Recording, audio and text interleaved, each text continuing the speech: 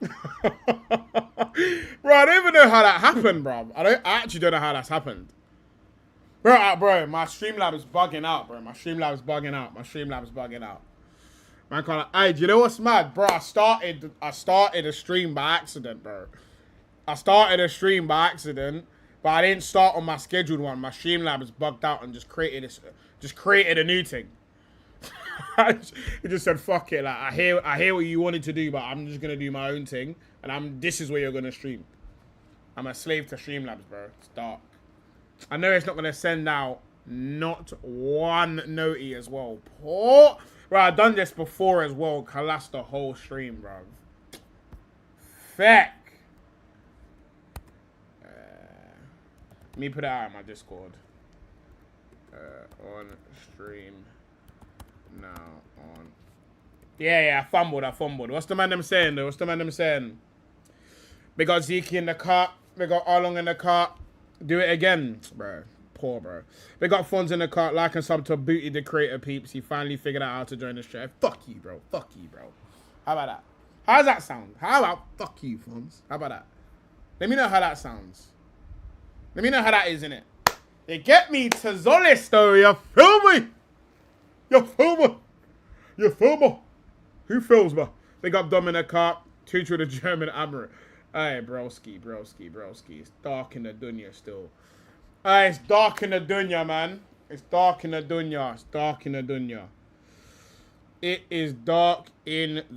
dunya. You've now got 58-second video. Yeah. You know what? Sometimes you gotta eat your mistake, bro. But you get me. Hopefully everyone eventually finds a stream. You get me. Hopefully everyone finds a stream. And we get jiggy, man. Traders Orders for Saliba's back. Where's the Arsenal, man? Why are all the trolls in here? Can I get some Arsenal fans in here, please, bro? Bro, I'm meant to be an Arsenal creator, and I've got no Arsenal fans in here. I put in the Discord, transfer 20 minutes later, my nose. Yeah, my thing stinks. Peter type to have his lights on during daytime. You know what? I actually am as well. I actually am. Fuck the mistake. What the fuck? Alright, big up Hyper in the cut. What are you telling me, my brother? Big up Capo in the cut. Big up Marco in the cut. You get me. Man said I'm an arse career. Fonz, I give you a challenge right now. Say something nice about me. Say less, Marco. I appreciate you, my brother. You know it's always love. I said, come on, City. Alright, let me tell you though, yeah? You see this chat? Do you know how many of you, man, are ex-haters? Oh my day. You see when I first started jumping on certain man's channels? Do you know how many man in here are my ex-haters? Let me tell you, I'll go through it. I'll tell man who are my ex-haters. Dom is you see Dom used to actually get me fucking angry, bro. I used to jump on Hassam's stream and all I used to see is, fuck Paz this, Paz that. He wouldn't comment nothing without my name in it, bro. I swear down, it actually used to get me so angry, bro. I swear down. Bro, sometimes I'll be looking at the stream and I'd look at the chat and I'll just see Dom saying, Paz this, Paz that, Paz. But I even messaged Hassam. I said, bro, give me the mod now. Mod me on your channel right now. Mod me on the channel right now. I'm getting this guy out of there. I'm fucking sick of him. Same with Fonz as well. I have bare ex-haters in here. But lucky for you, man, I'm a forgiven man. You get me? I ain't gonna get the binds out and bind man up. You feel me? Big up Chins in the cut. What are you telling me, my brother? Man said, who the fuck is this Tozolis? Man said tonsillitis. Okay, we're not making that stick. Don Gecko doesn't know ball. Dom, bro, you see Dom, he don't give a fuck about no ball, bro. He's just a terrorist. Dom don't care about foot. I've clocked it. He don't care. I've seen Peace succeed and I've tried my hardest to stop it. Fez. I hear it. I hear it still. You know what? I hear you. Speaking of succeeding, make sure you go check out that latest video with Tozolis. You get me, Kai? You feel me? What's everyone saying there, man? How's everyone feeling about this Tozolis signing? There it is. They got a slander. Yeah, man, I call him tonsillitis. Stark.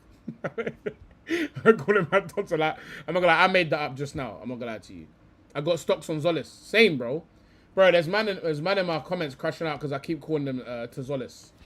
Man, are not liking it still. I loved it. I love, I never hate. That is fucking cap. Why, when you see this player, it reminds you of Wait, what the fucky?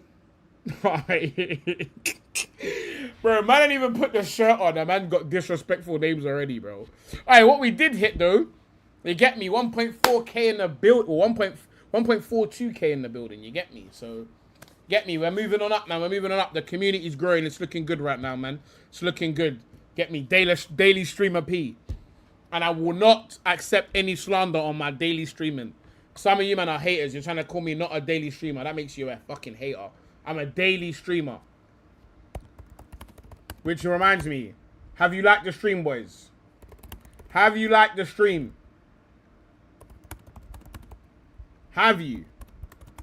Have you liked the stream? Because I know all of my dogs, they like streams. My stream specifically. I know they know. Man, so I'm not there.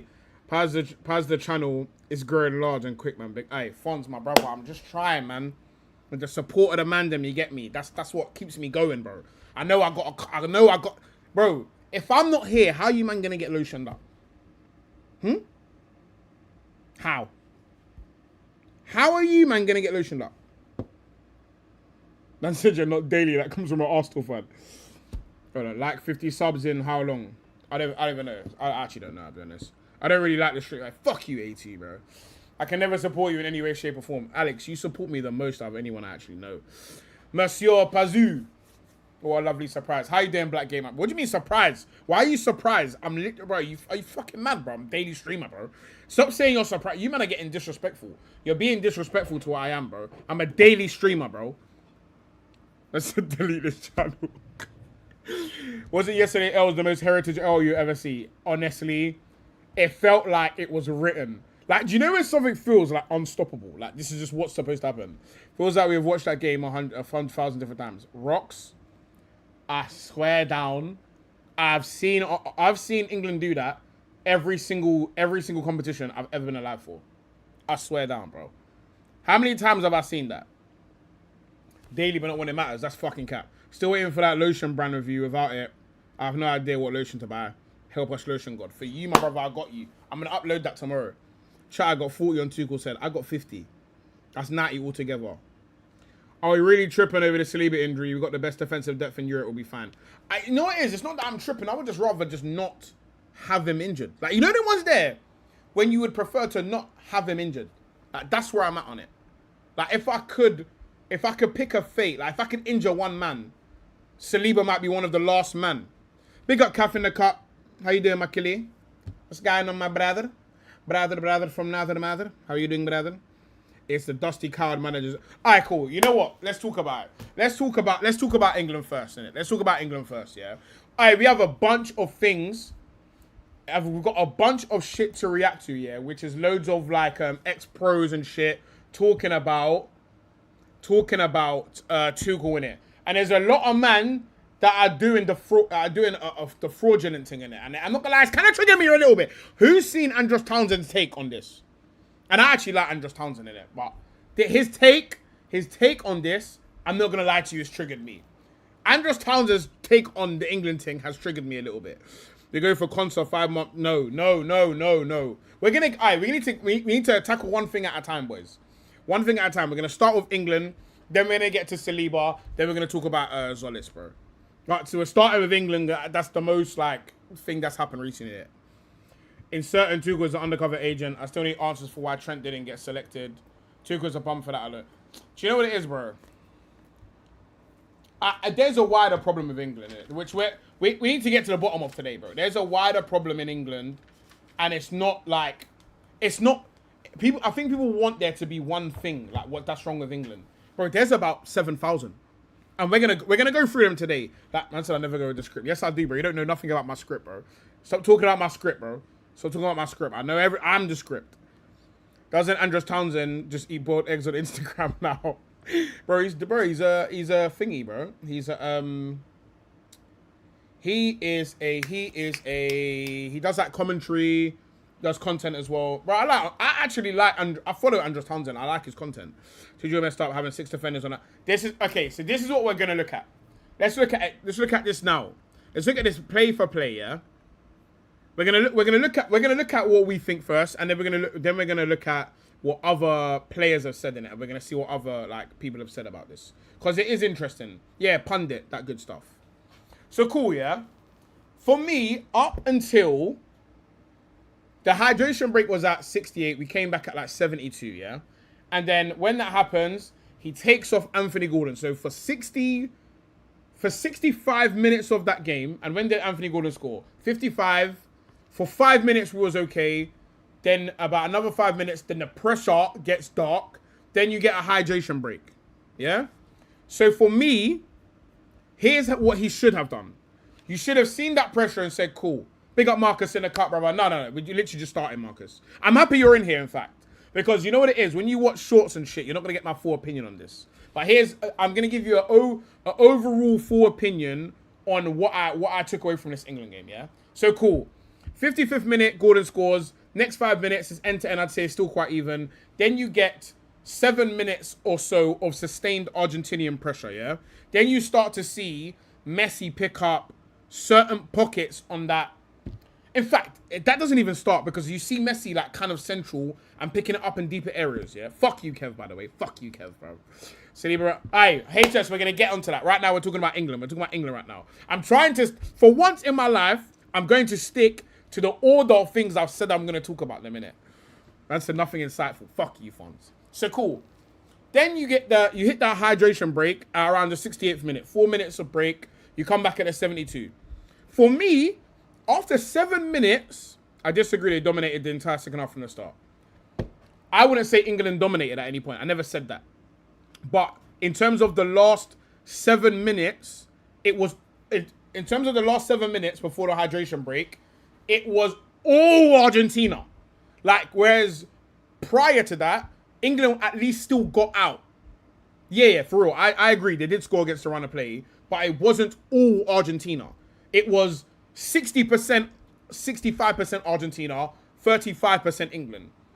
After the goal, it's okay for about 3 minutes, and then it becomes 80 to 90% Argentina. Then you hit the hydration break, yeah?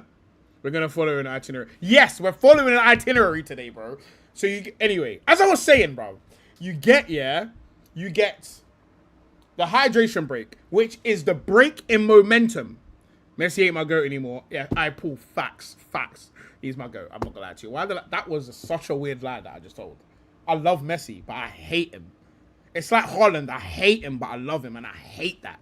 But right after England scored, immediately Spencer to make one. Yeah, but hold on, though. That greatest tackle was a counter off of an English attack. That's what I'm saying, Marcus. It wasn't all dark. So after the hydration break, we then sub off Anthony Gordon. We bring on Ezri Konsa. Which, and I swear, God shut me down if I'm chatting shit. I turned to my brethren at 1-0 up when he brought on Ezri Konsa. I said, I promise you, we're going to lose this game within normal time. God shut me down if I'm chatting shit. The reason being is, the pressure was so mad when he made that sub, bro. It was like 100% Argentina. And every single time we nick the ball, we boot it, it come right back, cross. This is where man are just hitting the post, left, right, and centre. I'm thinking, bro, like, are you fucking insane? And then you bring on Ezri Konsa and take off Anthony Gordon. When the reality is, he didn't need to make, that's why you never underrate. No, it's got nothing to do with, it's about game state, bro. This is what I'm saying. Like, we didn't need fucking Rodri and Pedri on the pitch. He was booting it. Elliot Anderson is a fucking serial killer, first of all. Every single defender decided to start banging it. We went from playing out a bit to as soon as we scored the goal, everything's just getting launched. So there's nobody outside of that, Marcus. Every single player decided it's not a playing thing. The only person I saw actually tried to play out was Jude Bellingham. When he made that run that we all knew he was going to lose the ball. We all knew at some point Jude is Gara losing this ball. And we were just all watching it like this, like, bro, like, just fucking kick it, bro. Like, do you know what I mean, bro? So again, it was Rice, Elliot Anderson. No, it was all of them, Marcus, bro. You can't say that. You can't say it's just those two when it was everyone. And we were fine. We were withstanding, even at 5-4-1, yeah. When we were 5-4-1, it was bad, but it wasn't completely uncontained. We could at least The 4, so the 5, there's a 5, then there's a 4. We could at least get side to side with the 4. So we could go from Messi. If you watch the game, Julian Alvarez was on the left, and Messi was on the right in that pocket in between the left mid and right mid, and then the fullback. Yeah, and they were chilling there, but they were somewhat. Again, it wasn't great coverage because they were still flinging shit in the box. And for me, the danger was coming from those 2 pockets. If the danger's coming from those 2 pockets, we need to figure out a way to cover those spaces. I was calling for them multiple times to try and keep the... But this is the thing.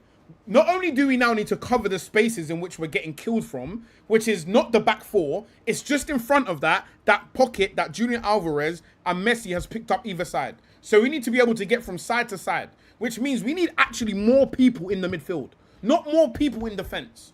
We don't need more man in defense. We need more people in midfield so that the side to side, when they're switching it to the other side, isn't that long. Do you see where I'm going from? Like, it's just what. So anyway, I blame Paz. Fuck you, Ram. Anyway, so then, cool. We're actually surviving by the skin of our teeth. And if I'm honest, after the sub, we're lucky. We're lucky because we should have already conceded. So then, he makes it worse.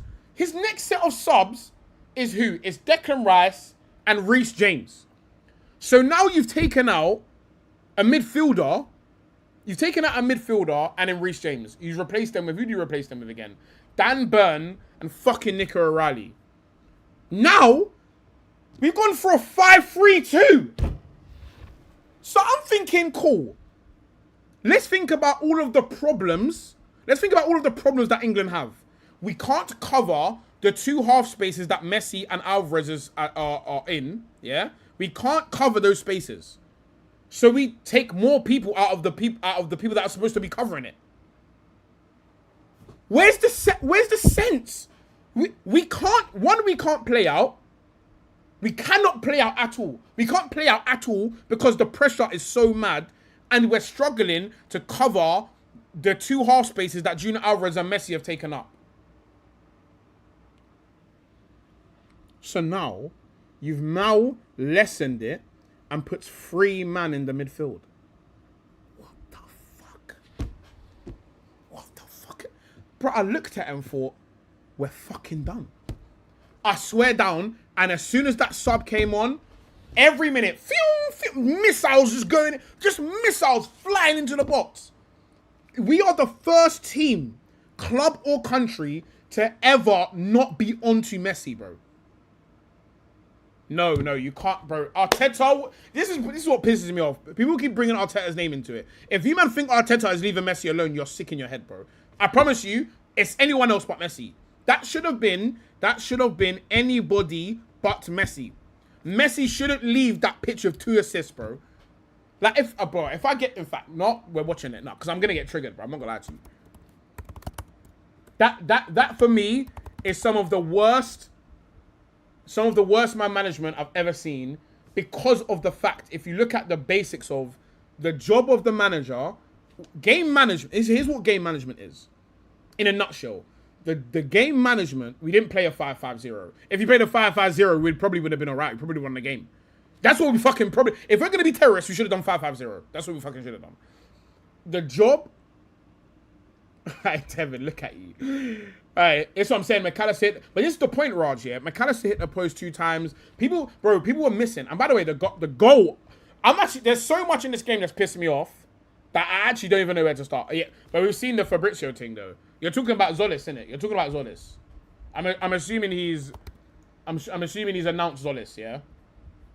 Yeah. So again, let's just take a quick break. He's announced Zolis. I've already made a video about this, I'll be real. But yeah, it's looking good. We'll come to that later. For me, here's what he should have done, yeah? Let's actually look at what his options were at that point. So he has, instead of taking off Anthony Gordon, all we needed was more. Big up Orbs in the cut, big up C-Red in the cut. All we needed, yeah? Man said warning. Bro, we had 50 warnings, by the way. Just so we're clear, just so we're all clear, we had 50 warnings. Argentina gave us about 50 warnings before we decided to make the change that made it even easier. We can't say John Stones is at fault for the Toro. The momentum of the game made it inevitable. If it wasn't that chance, it would have been a different one. We would have went to extra time with 6 defenders. It was inevitable. This was never going to pens. So we can blame individuals for individual moments. When the momentum is that heavy, bro, yeah? When the that's probably the heaviest momentum I've seen for the entire World Cup. I haven't seen a team get packed in that much in any part of the World Cup. Anyway, let's look at who's on the bench, yeah? Let's look at who's on the bench. We can't... Here's the problems we have at this point, yeah? Now, pass, bro. Switzerland parked the bus and Messi did the same thing they did against us. Those 2 demons called Xhaka and blocked every pass and name him. But this is what I'm saying. But that's the point. That's what point, Raf, yeah? Ram, is we didn't address the problems. We were shook and brought defenders on. We didn't need more defenders. That's not what we needed. We needed to swing. We needed a momentum swing, and the hydration break was the opportunity for that. We needed to swing the momentum in the other way. So cool. How can we swing the momentum? Rice is fucked. Bro, I'm telling you now, yeah? Rice's body is in fucking hell. Rice's body, he cannot move. Change him for somebody that can play in the midfield. Whether it's Kobe, or even fucking bring on Jordan Henderson with his fucked up arm. Put Eberiche Eze there. Anything. Do anything, but someone that has a different idea to what Elliot Anderson and what Rice have. And allow yourself someone that can withstand a bit of pressure in the midfield. That's it. That's all. Just someone to replace Rice. We need someone that has a different idea. You could have put Eze in there. We've seen Eze in there. You could have put Kobe in there. If you don't trust Kobe because he's young, put Eze in there. Eze's played at every level of the fucking English pyramid. He's someone you can trust to not do something mad. Cool. You can put Eze in there. Bro, I swear down, I'd rather him have put Henderson on the pitch than what he did. Yeah? Cool. Then, so cool, you can put Eze in there. If you want to take off Anthony Gordon, you've got Noni, you've got Ollie Watkins. Who else have you fucking got on this shit bench? You've got Rashford. I personally wouldn't have bought on Rashford. I would have taken off Harry Kane fucking ages ago. You could have moved Rodgers central. There's so many options you've had because this is one of the things that I actually Gordon. By the way, Gordon was fucking shit. He needed to come off the pitch. This is one of the things I praised Tuchel for is his squad selection because I thought the squad was actually very fucking good. You had options, but instead you went with fear. He changed the way players, essentially midfielders are rated. There shouldn't be any grading scheme in which Enzo and McAllister are seen as lower or worse than Rice and Elliott. But they are. Okay, here's the problem, Marcus, yeah? Too much of anything doesn't work most of the time. Unless you're talking about generational versions of that thing. An example is the Spain team with Busquets, Iniesta, Xavi. Those are 3 generational versions of people that aren't necessarily mobile, but they're overly technical. Right? So an example of things that are overkill. Arsenal are traditionally overly technical and not physical enough. England needs to just find the balance of that. That's all. We've just gone too far in one direction. That's it. We've just gone too far in one direction. Paz doubled up on Saka every game but left Messi alone. This is another thing, like, bro, it's disgusting. It's not even close. Enzo versus Rice is like Pogba. It just isn't, though. It just, like, I'll be honest, Marcus, you're going mad, bro. Like, no one but bar you thinks Enzo is better than Rice. I think you might be the only person here. I don't know how you guys get gassed over Rodgers. Every time I watch him, he goes missing. I mean, he played on the right wing. But it's not even about being gassed over Rodgers. It's about striking a balance. And when things aren't going your way, can you look at the game and think, cool, how can I help the players on the pitch? The issue is, I can't cover the space in midfield, and I can't retain the ball up front. Those are the 2 things that need to be solved. Whereas all he's looked at is there's balls in the box, Dan Burn. What the fuck are we doing here, bro? There's too many balls in the box, Dan Burn needs to come on. Like, do you know how mad that is, bro? Like, do you actually know how mad that is? Like, can you sing Wonderwall? I haven't heard it yet.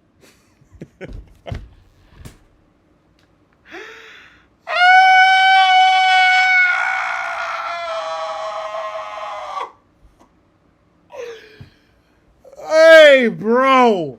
First of all, thank you for the $2, you fucking bitch. Fuck you, first of all. Rami Paz, who's 6'4" in Argentina's team. Don't say Emilio Martinez, you don't count. Imagine we allowed them CBs to play as CMs without any Bro. I just don't get how we're 1-0 up and we decide to shit.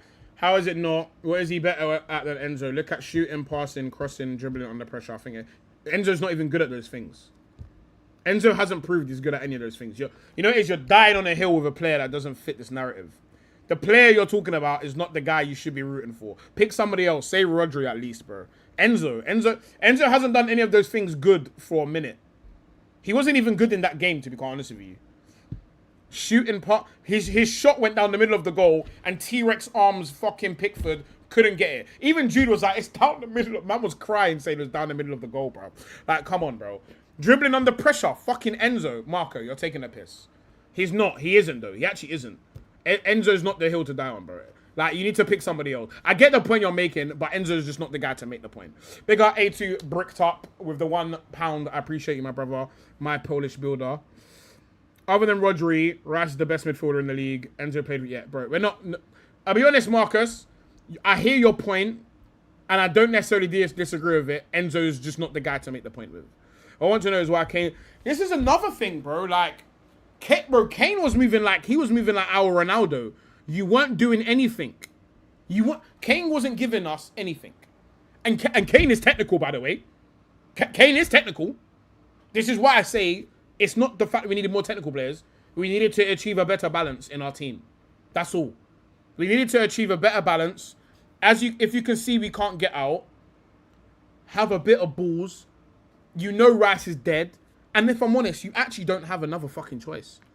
You have to put Kobe or Eze in the midfield or bring Rodgers in there. You have to do something. Bring it on, and then, you know what's mad as well?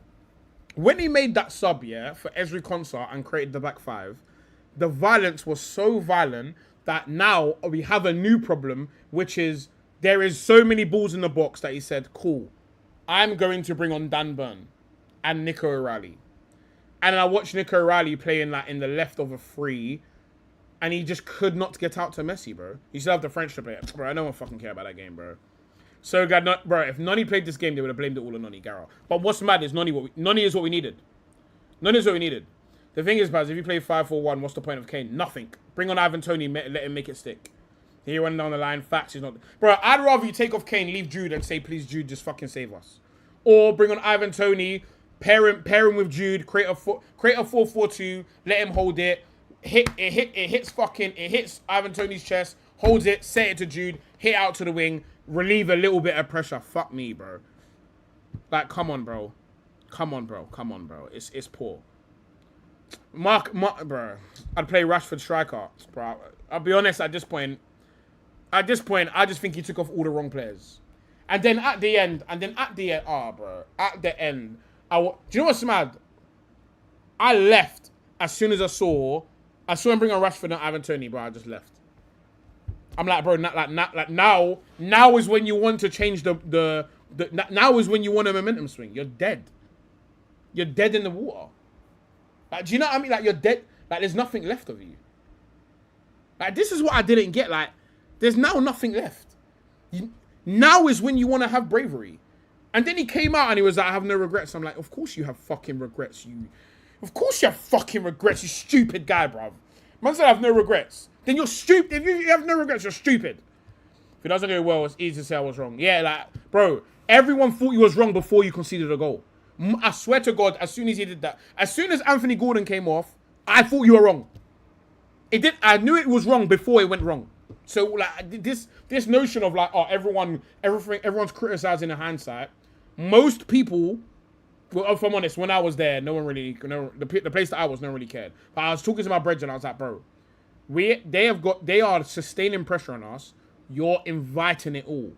Watkins trying to run in and hold up with it. Bro, he had options. This is what I find irritating, bro. It's not like, bro, you're not managing one waste man nation. You've bought a squad full of players that play in the Prem. It's not a team for the dickheads. These are all players that are capable of playing. All of these players, if they play for most other nations, they start. So let's not act like half of these players start for Argentina, furthermore. He made tactical changes to create more facts. He invited the pressure. Came doing DM gimmick and playing six. Right, this is what I'm saying, bro. Who? Okay, Marcus. I'm going to name all these players. I promise you, for majority of the nations in the World Cup, they start. Ollie Watkins starts for majority nations. The top nations, no. Majority nations, yes. If you are in the England squad, you start for most. No, they don't. They can't pass. How would they start? Do you think everyone else can fucking pass, Marcus? Do you think all these... hold on. Do you think this tournament's full of elite midfielders? They're no midfield, hence why they went to the week. Cool. Anyway, let's go for it. Ollie Watkins starts for over 50% of the teams in the tournament. Noni Madueke starts for over 50% of the teams in the tournament. Bukayo Saka, again. Kobe Mainu, even fucking Henderson at his age starts for the majority of the teams in the tournament. Eze, definitely. Trevor Chalobah probably starts for over 50%. In fact, he definitely starts for over 50%. Trafford and Dean Henderson start for over 50%. Marcus Rashford, Gara does. Ivan Toney, definitely. Nico O'Reilly, Dan Burn does. Ezri Konsa does. And everyone that started, they all start for majority teams in the fucking World Cup. So for me, how can you disagree though?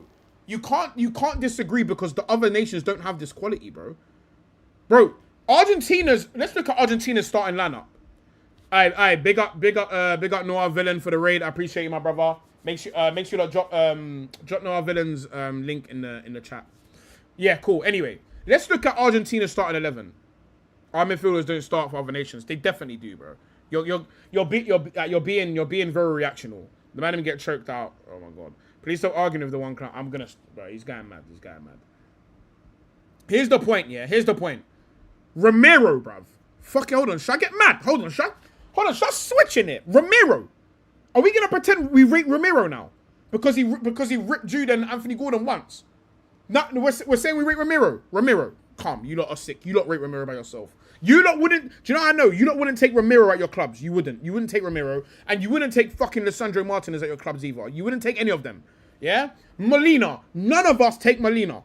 Not one of us take Molina at our clubs, and I wouldn't take him at England either. No way, bro. If Trent can't get into our team, do you think Molina gets into England? Do you think Tagliafico gets into fucking England, bro? The whole back line is shit. The whole back line.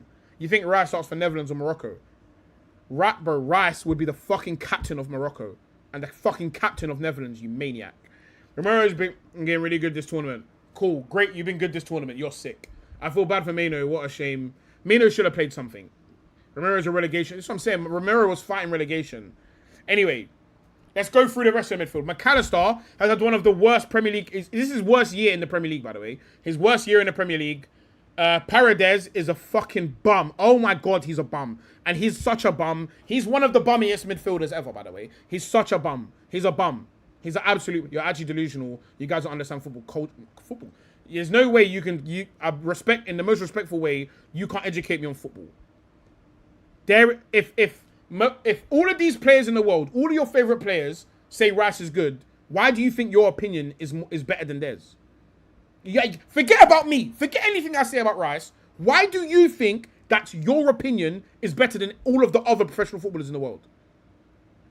That's what I want to know. Anyway, yeah, Gara getting rage baited. 1 minute Paredes shoulder tackle Jude.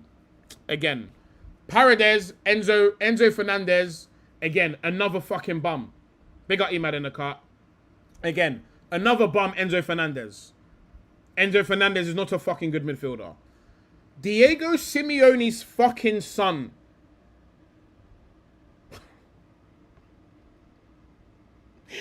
Diego Simeone's fucking son, bro.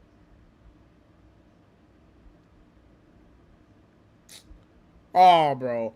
Past all summer, you've been saying athlete. No, see, this is what I'm saying. Do you know what's mad? I tell you the one thing that gets under my fucking skin is lack of comprehension. When I tell you the only thing that matters isn't just technical fucking ability, it's everything. All you lot hear is, this guy doesn't fucking agree with me. I'm now going to put him on the complete other side of what I've said. When in reality, all I've said to you is profiles. You think a nation that worship Messi and Maradona would have a central midfielder who can't play under pressure in their team? Hold on, do you think all of these men can play under pressure? We just didn't fucking put him under pressure. What the fuck? hold on. Are you going mad? The only thing he does Europa okay. Enzo's not a complete bum. He's not fucking good enough. He's not good enough. Man says spell comprehension when you just spelled comprehension. Bro. Again. Argentina is not the team that should have done this to us. Yeah? Anyway. So then you've got Julian Alvarez. Again, world-class Arsenal striker on the way. And then obviously you got fucking Messi, who doesn't fucking... the fucker barely moves, if I'm honest. He does what he wants. How has a team with a passenger... This is another thing as well. How has a team with an absolute passenger kept you under that much pressure?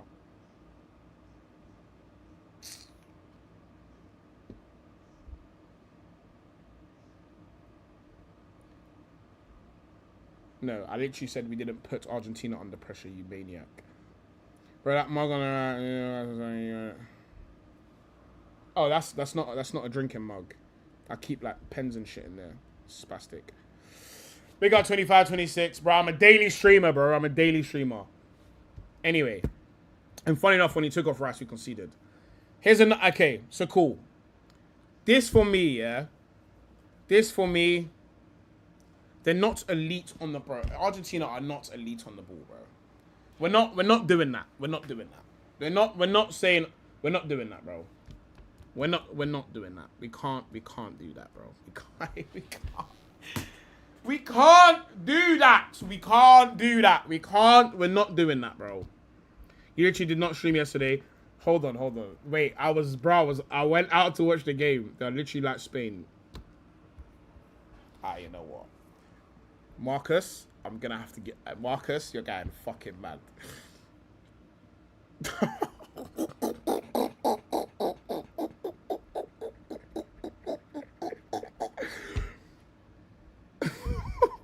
It's just gotta be rage bait.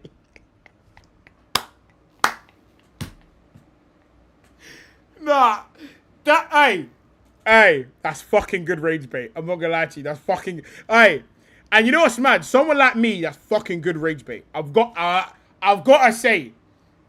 No, I've got to say that's fucking good rage bait. For that is like... I feel like you're actually one of my brethren in disguise. Because that's fucking good rage bait, That is fucking good rage bait. Hey, honestly. That... For me, that's like tailor-made rage bait to me, I'll be honest. So I'm going to have to ignore it. Which is a good segue, though. Yeah? So I want to do some math real quick. Yeah? Because here is the real problem. Here is the real problem that we face as a nation, yeah? And not winning no international trophy since 1966 as the fuckers that started first. We started first. We started kicking ball before everyone. We invest the most money by far. We have the deepest infrastructure. Playing football is free in this country. Everything is there in terms of institutions. In terms of institutionally, everything is there for England to develop as much as possible. So now, where is the issue? Like, where is the issue here? If we have the most players, we have the best setups, the best fucking pitches, the best infrastructure. Football is in our schools. It's the most push activity to do to kids. Man said football ain't free, bro. If you think football ain't free, I don't know what to tell you, bro. Then fucking, I don't know. Maybe you live in Baghdad. Access to coaching, information, everything in England is set up for England to fucking win. We've got access to all of the coaches. We get to cherry pick from the entire world. All of their information. We can go to Spain and take their best coach. We can go to Spain and take all of the people with the best ideas, which we do, by the way. We do that. In England, we have all of the best everything. Facilities, knowledge, access to information. We have everything. What is the thing that separates Spain? Let's just use Spain. Let's use Spain. Let's use Spain as the measuring stick. Because I think, like, in terms of all of the other stuff, they're a little bit close. What separates Spain and England? See, Marcus, this is where I do disagree. Because everyone likes to talk about identity. People like to talk about philosophy. France aren't the same as Spain, but France find a way to compete at the highest level constantly. Constantly, they're always doing it. So what is the difference between England, France, Spain, Argentina, and all of these other top level clubs? Because I'll tell you for free. There's a point in time where I watched it was my job to study youth football. I knew everything. I knew every young player that was doing the most. I knew all of it. I was on Y Scout like a weirdo. I'd watch every single thing from fucking 13s, 14s, 15s, 16s, all the way up to 23s. I knew all of them. And I tell you for fucking free. England at under 18 level are not a fucking joke. From under 19s and below, England are not a joke. At all. Like, you see how you lot see the first team? From 19s and below, England are not a fucking joke. The under 17s won the World Cup a couple of years ago. They're not. There is an issue. No, bro, it's not that. France had the same philosophy as Spain. No. I'll tell you what the fucking issue is. I'm going to show it to you right fucking now. And this is why, for me, England as a nation won't change. And I don't think it will ever change. This is the biggest problem in English national football. This league, facts, this is what I'm saying. This league coalesces English players. And I'll tell you why. I'll tell you why it coalesces English players. Everyone name me, bar Arsenal fans, because we're fucking weird. Name me your top 5 young players. Name me them. If you are 17, think about it. Everyone talks about Max Darman, and they be like, oh, if Max Darman was Spanish and 17, if Max Darman was Spanish and 17, he'd be playing. It's got nothing to do with fucking talent, bro. It's because you're English and your club's league is the Premier League. The Premier League makes the most money. It's the most covered. It's got the most pressure. It's the most intense. It's the most combative. It's the most straining. It's the worst league to develop in. The worst league. That's why a lot of people jump into Premier League and land fucking face first. So this is, again, bro, you think if Yamal's English, I promise you that motherfucker isn't playing. Hold on. You don't think you would have even seen Yamal? He'd be Ranieri. He'd be sitting there thinking, what the fuck, like, what is he going to be? We'd still be wondering, what is Yamal?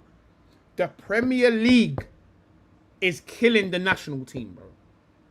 And until we create... I'll tell you the best scenario that could happen, yeah? And I was looking at this the other day. The reason why Michael Edwards left Liverpool, allegedly, is because he didn't like the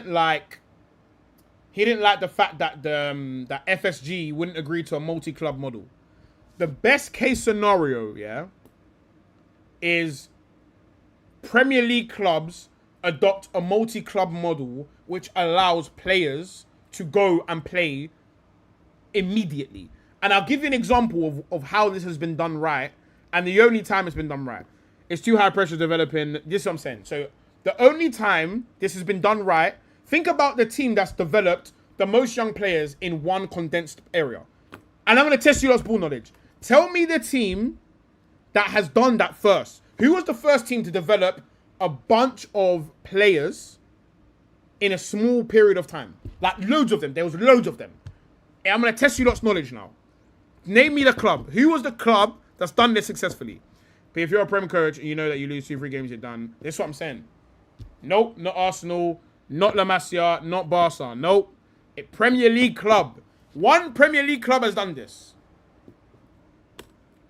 One Premier League club has done this.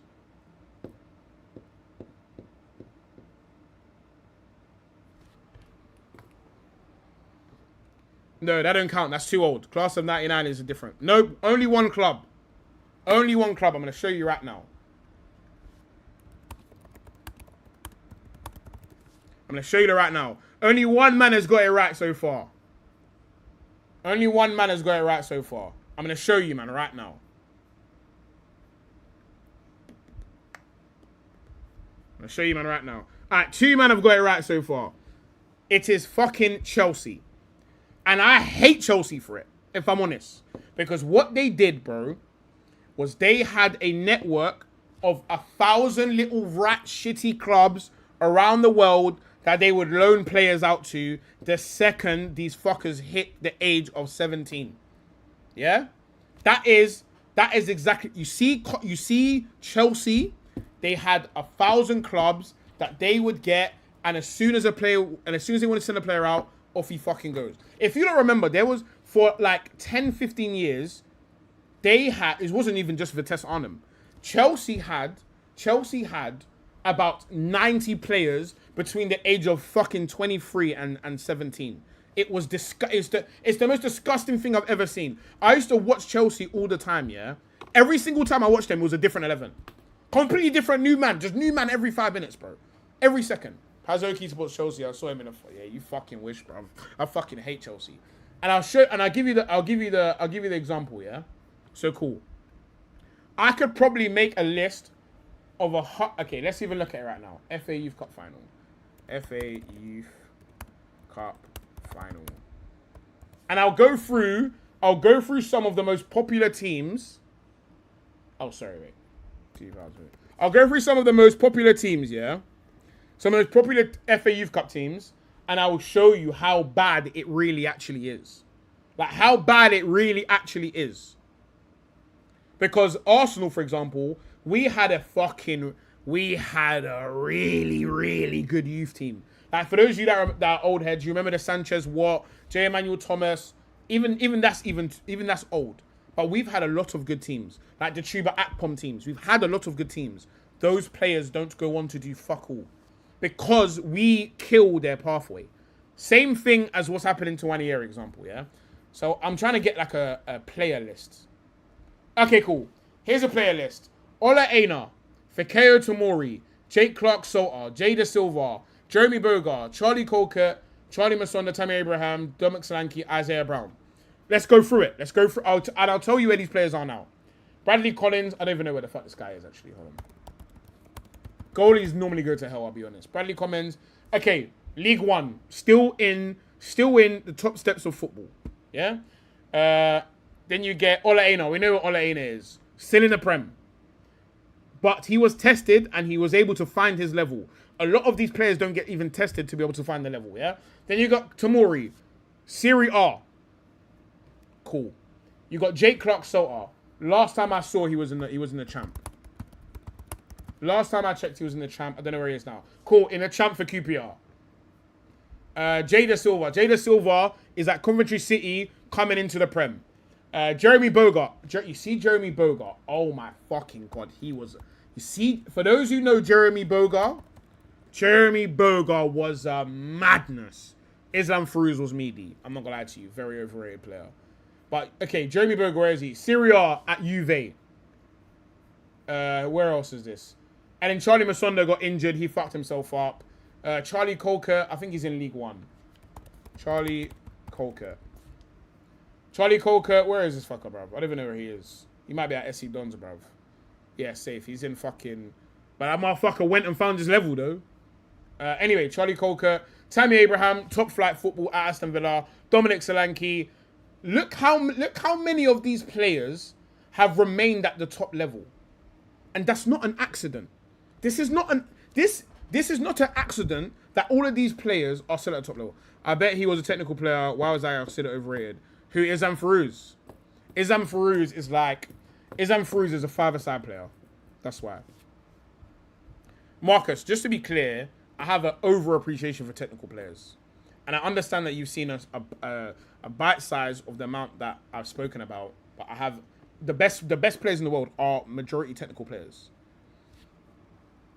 I'll tell you for free, Marcus. Isam Fruz went to hell. Isam Fruz went to hell because he's missing it up here, which is what I talk about a lot. Palace favorite player is who the fuck is that, bro? All my favorite players are technical players. My main point is when you're talking about squad balance is important. Anyway, and then cool. Let's go to. You know what I actually want to do? I want to go to FA Youth Cup winning teams. FA Youth Cup winning teams. I believe this is another thing. Renee Adelaide was. Who remembers Renee Adelaide? Yeah, I think you played against Wolfsburg. I think it was in a preseason friendly for Arsenal. Bro, I couldn't fucking believe what I watched. Oh my days. That game, he was at 17. He was moving so mental. Renee, he was fucking insane, bro. Yo. I'll be honest, bro. Like, but Isam Fruz, Gideon Zelalem, like all these players again, bro. Like, they never. If you don't play, bro, if you don't get a run of game, to play at the top level, most people aren't going to hit the ground running. You need to find your rhythm in it. You need to find your base. Like an example is like, let's say you might have never played COD. You need to find a style that allows you to learn the game. So let's say you was going to go play with pros. The first game, you might be running around thinking, fucking I'm just dying every 5 minutes. Eventually, maybe your third game, you might move a bit slower. You might be a bit more calculated. You might be able to see the game a bit clearer because you're finding your way in the game. You're finding where you can fit into something, right? Whereas you can't learn that in 1, 2, 3 games or like one game, 15 games later, you're in another game, 40 games later, you're in another game. Like you need to play and you need to gain a rhythm. Like that needs to happen.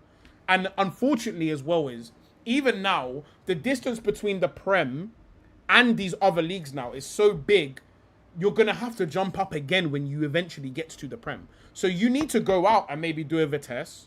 By the way, this is probably for the players that are developing a bit slower. So like for example, like an Amari Salmon. Amari Salmon isn't ready to go in the Premier League right now. So he might need to go somewhere and do something. Once he's done that loan, then he comes out, does another loan, somewhere else maybe. Now you might be ready for an Arsenal. Because you've gone through the motions of finding your feet at this pace of game. Like, it's difficult. And you're not going to get that from just training, bro. It's, again, like, I genuinely think, bro, like... And here's another thing as well. Here's another thing. I tell you, not only is it exposure, but it is willingness to fail. And that does come back to finding your feet. When you watch English players, bro, and this is why a lot of people think that these players are shit, because they're actually just fucking shook. Would you consider Rice, Jude, and it depends on the team. Depends on the team, depends on the style. It genuinely just depends. It's not the midfield I would fucking pick personally. But then again, like, I don't think most national teams would win the Prem. As I heard you dribble the ball at your feet, shut your bitch ass up. Whatever happened to Marcus McGinn or whatever? Oh, the guy that went Barca. That was PR move. That was a PR move. He actually wasn't that good. Derby took Mount and Tamori in the championship, which this is what I'm saying. So again, like, but it's not just exposure. I'll tell you for free, yeah. Let's look at Yamal. If you looked at Lamine Yamal's stats, I promise you they don't. Do you think they look good? Do you think Lamine Yamal's stats look good? They're actually messy as fuck. Because this guy will run at you 1,000 times. Like, he will run at you 1,000,000 times and just figure it out. For Arsenal, that midfield, I wouldn't want that midfield personally, no. But again, we're talking about international football, which I think is a different case. For me, only discussions on Pazza Career actually are videos. Yeah, I'll be honest, bro, yeah? Don't get me wrong. I think it's two different conversations. Why are England not producing top talent? Why are all the leagues across Europe filled with English players That's one conversation. And then I think the second conversation is, this is what we have now. How can we maximize it? Those are, for me, are two. There's a bigger problem, which is why isn't all these European leagues filled with English players, which for me is a huge problem. It's a huge problem, which shows English players they can't be the best if the shitter ones that can't make the Prem aren't in all the other leagues. To me, that's a big problem. And then on top of that, we have what we have now. These are the players that we have. How can we maximize it? We're doing Arsenal League. I'm trying to demonstrate something. Marcus, what you're trying to demonstrate is not something I disagree with. And that's what I'm trying to... This is what I'm trying to get into your head. I'm not telling you that we don't... Like, it wouldn't be better if we had a midfield of Rodri, Fabian Ruiz, Pedri, Daniel. I'm not telling you that. I'm telling you, this is what we have. How can we maximize it? A separate conversation is, why are the players not Rodri, Fabian Ruiz, and all these other top midfield? Like, why are they not this? Do you see where I'm coming? I'm trying to separate them because I think they're not the same issue. They are things that need to be taken on differently. One is an institutional English football problem. The other one is, unfortunately, we fucked it. This is what we have. How can we maximize this talent? The same way Cape Verde maximized their talent, the same way Mexico maximized their talent, all these other nations are able to maximize their talent and what they have. England are one of the only nations that you look at as chronic underachievers. Do you see where I'm coming from? Think about all of the nations that you know, all the top nations. Which ones are chronic underachievers? This is what I'm saying. It's two different issues, bro. We have this now. We can't go back in time and create us a Lamine Yamal, bro. We can't do that, bro. We can't go back and find one little kid and just make him do all the things that Lamine Yamal. We can't do that. So we must deal with what we have. Right now, we have Anthony Gordon. We have Madueke. This is what we have. Deal with that shit. Maximize this talent. We are failing to do that. On top of failing to address the larger problem, which is, when I go to the French league, how many English players are in there? Even the Prem ain't filled with English people. So what league is filled with English people? Or British nationals? Wharton and Mainu are right there, Paz. Wharton and Mainu are going to get moved to, bro. I see what you're saying, bro.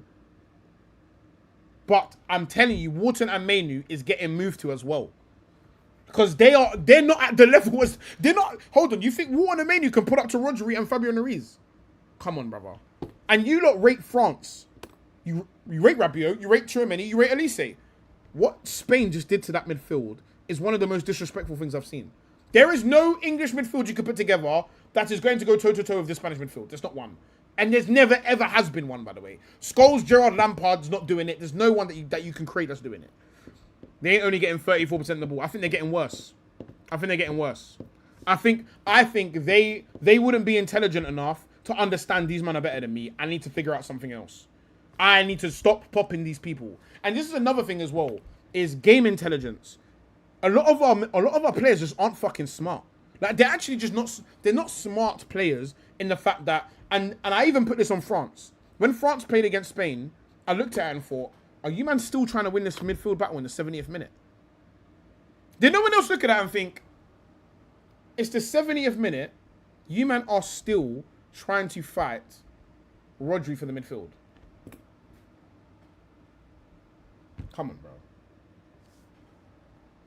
For me, bro. For me, like, this is what... Hold on. They're good enough to take a second on the ball, but that's why I disagree with. You ain't got a second. You ain't got a fucking second. You ain't got a second because that is what Spain do. Which is why I say maximizing what you have. Play to what you are and what is good about what you have. Mainu and Wharton, bro, will be chasing fucking shadows. So that's why I say, Marcus, balance. If we played Mainu and Wharton together, they're getting moved to, bro. Because they might be better at Rice at passing, but they're not better than everybody else at passing. They're just better than Rice at passing.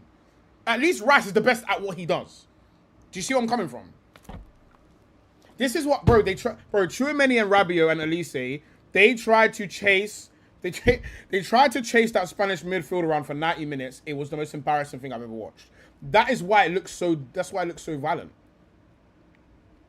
This goes back to my original point about Argentina and Spain. You always have a second to bro, we can't stop bringing up Argentina and Spain. I'll be honest, bro. Stop putting them together. We cannot be Spain. PL be building robots, so when IQ is required. Bro, it's not even... This is the thing, bro. Like, think about all the players that have been able to actually develop in the Prem. Where have they developed? And this is another thing that people aren't realizing, yeah? The English national team is full of all of the shitter players from England. And I'll show it to you right now, yeah? Here's one of the bigger problems. You see all of the big talents that England have that are under 19. Unfortunately, they're at all the big clubs, which means they're not going to play, which means they're going to die. But guess who does develop? All of the shitter players at the smaller clubs. Declan Rice did not grow up a top talent. Elliot Anderson didn't grow up a top talent. Fucking Bellingham didn't grow up a top fucking talent, bro. He grew up at Birmingham. That's why he got to play. Rodgers, again, at Man City, had to fuck off to the shitter to play. Gordon, where the fuck did you come from? Everton. Jed Spence, you came from hell. Gahey, you came from hell. John Stones, you came from hell. Reece James is the only one that didn't come from hell. So this is actually one of the biggest problems. If I show you, yeah, if I show you all of the England youth teams from when they were younger, these motherfuckers are not in the squad, bro. These motherfuckers are not in the squad because they was not the most talented English players. The most talented English players die, and then the players that are at the shitter teams that play more, they overtake them. And then they go in the England squad. That's why I say the Premier League is killing it. Bro, Rodgers and Bellingham were, for sure. Again, Rodgers and Bellingham, again, anomalies. Kane also wasn't, by the way. Kane is a shit youngster. Kane is a shit youngster.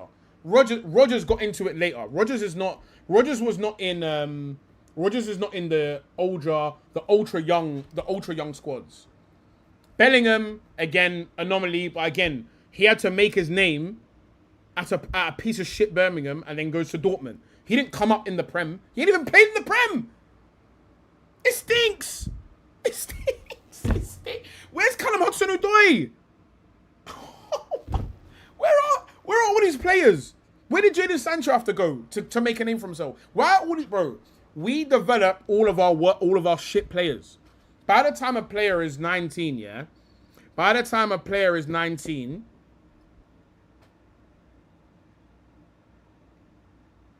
we know. Okay, in fact, let's look at this from another perspective. Let's look at this from another perspective, yeah? And we've done this before, yeah?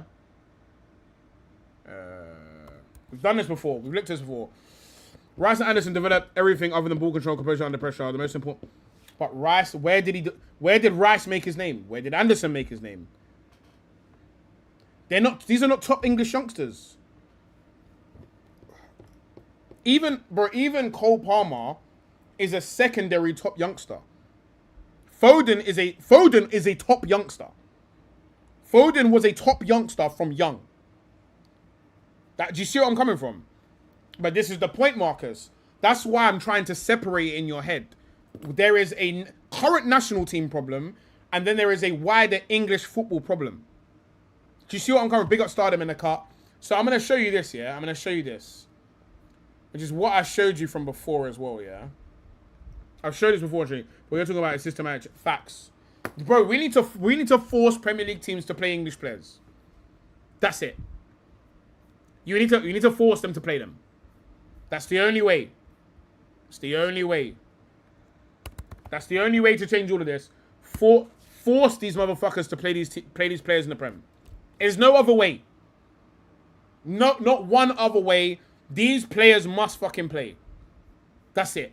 There's no other scenario where this can be helped. There's nothing. Look at this picture. Let's look at this picture. Who in this picture, out of the under-17 World Cup winners, is in the current national team right now? That's the minimum 5 in the starting 11. But when I go to Barcelona, let's go to Barcelona.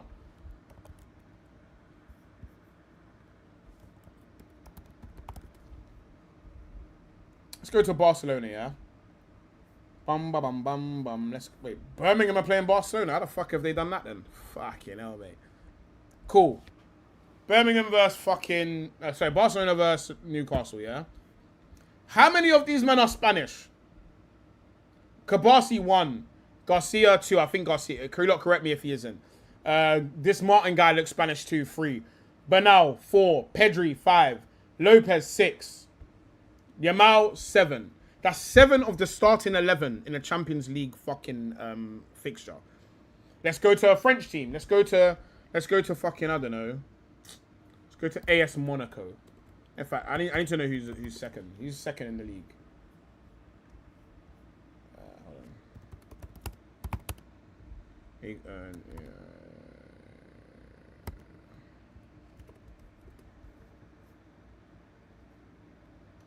Who came second in the league Ligue 1 in last year? Anyone know? Bro, why is it not showing me the fucking... Show me the league, bruv. Okay, RC Lens.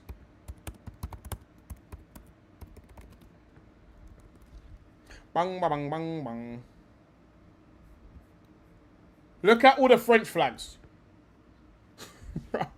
Look at all the fucking French flags. And some of these man used to have French flags, but they didn't make the French squad, so they changed. The club is part of the problem. Okay, hold on. Okay, I was waiting for this. Cool. Bare French flags. Cool. So let's go to Arsenal.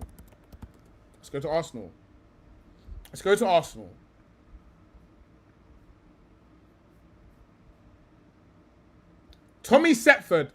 Fucking English, mate. Miles Lewis-Skelly. English. Played in the Champions League final for us. Ben White. Plays when he's not injured. Declan Rice starts every game till he can't breathe. Ebiri Eze. Plays all the time. Wanieri is in hell. Reece Nelson is also in hell. Bukayo Saka plays when he can breathe. Noni Madueke plays when Saka can't play. Max Dowman has played a fair amount of games. If anyone is getting grilled out of the top teams, it's not us. It's not fucking us.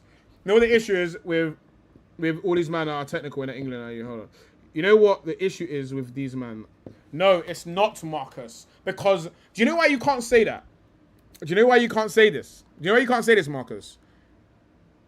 These men all play for technical teams. The first team that they play for are technical teams because they're the top teams. That they should be welcomed. Just, so you can't really say that when like you want to make this a technical verse. You want to make this and by the way, I know all of these players, so be careful before you tell me they're all technical players. They got LFC and none in the cut. Please be careful before you tell me that. In your best starting 11, you have 2. No, we don't. Our best starting 11 right now, Miles Lewis-Skelly's in it. Ben White's in it. So we have 4 at least. Can you move on to Arsenal? Yes, we are. Because we spent a fucking hour on this topic. It's what I'm saying. It's not technical versus non-technical. Stop trying to make it that, Marcus. Anyway, back to the picture.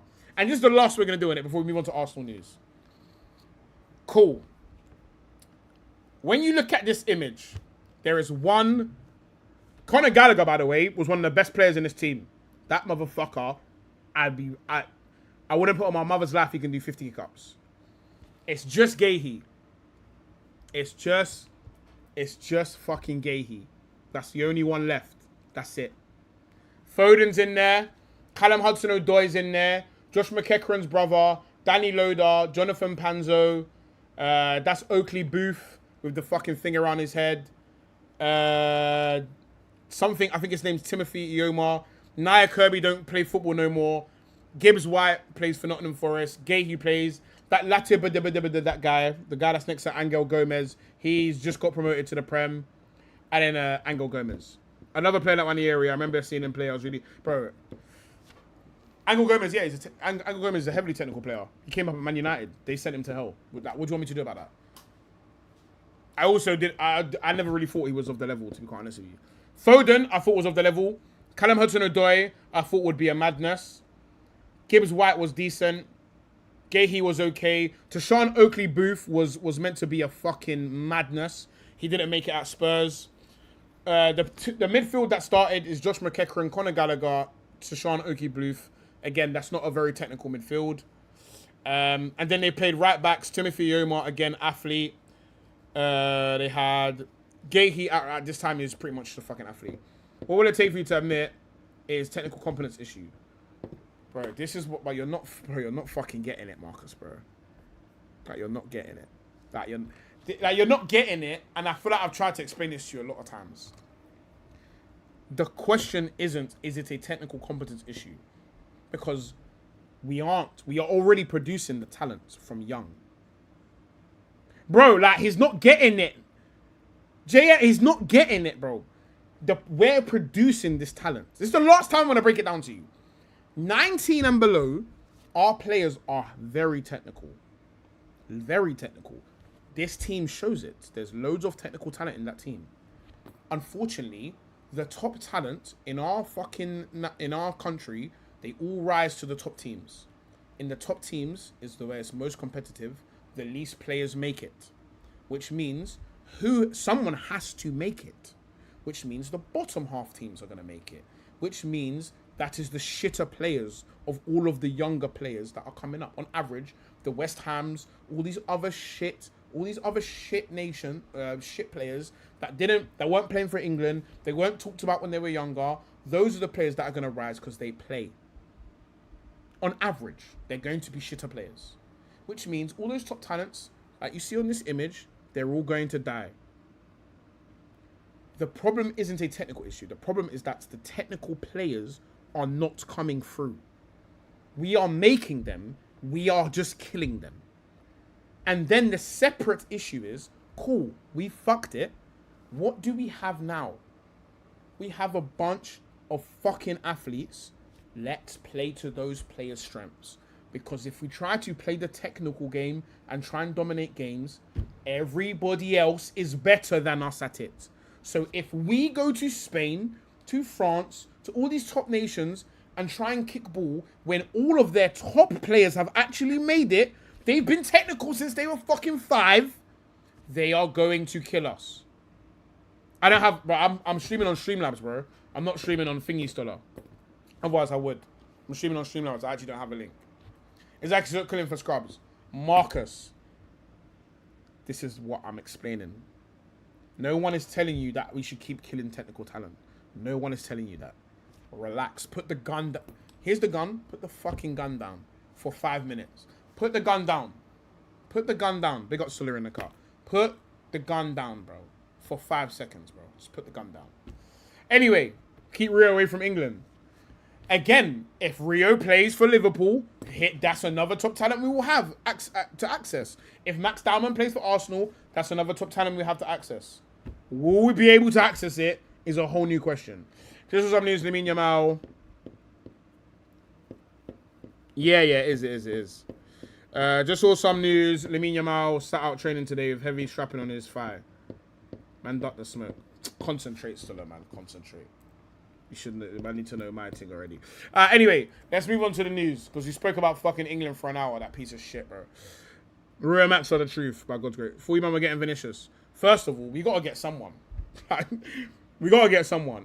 In my head, I don't think if we don't sell Martinelli, I don't think we're getting another left winger. Which then this is what.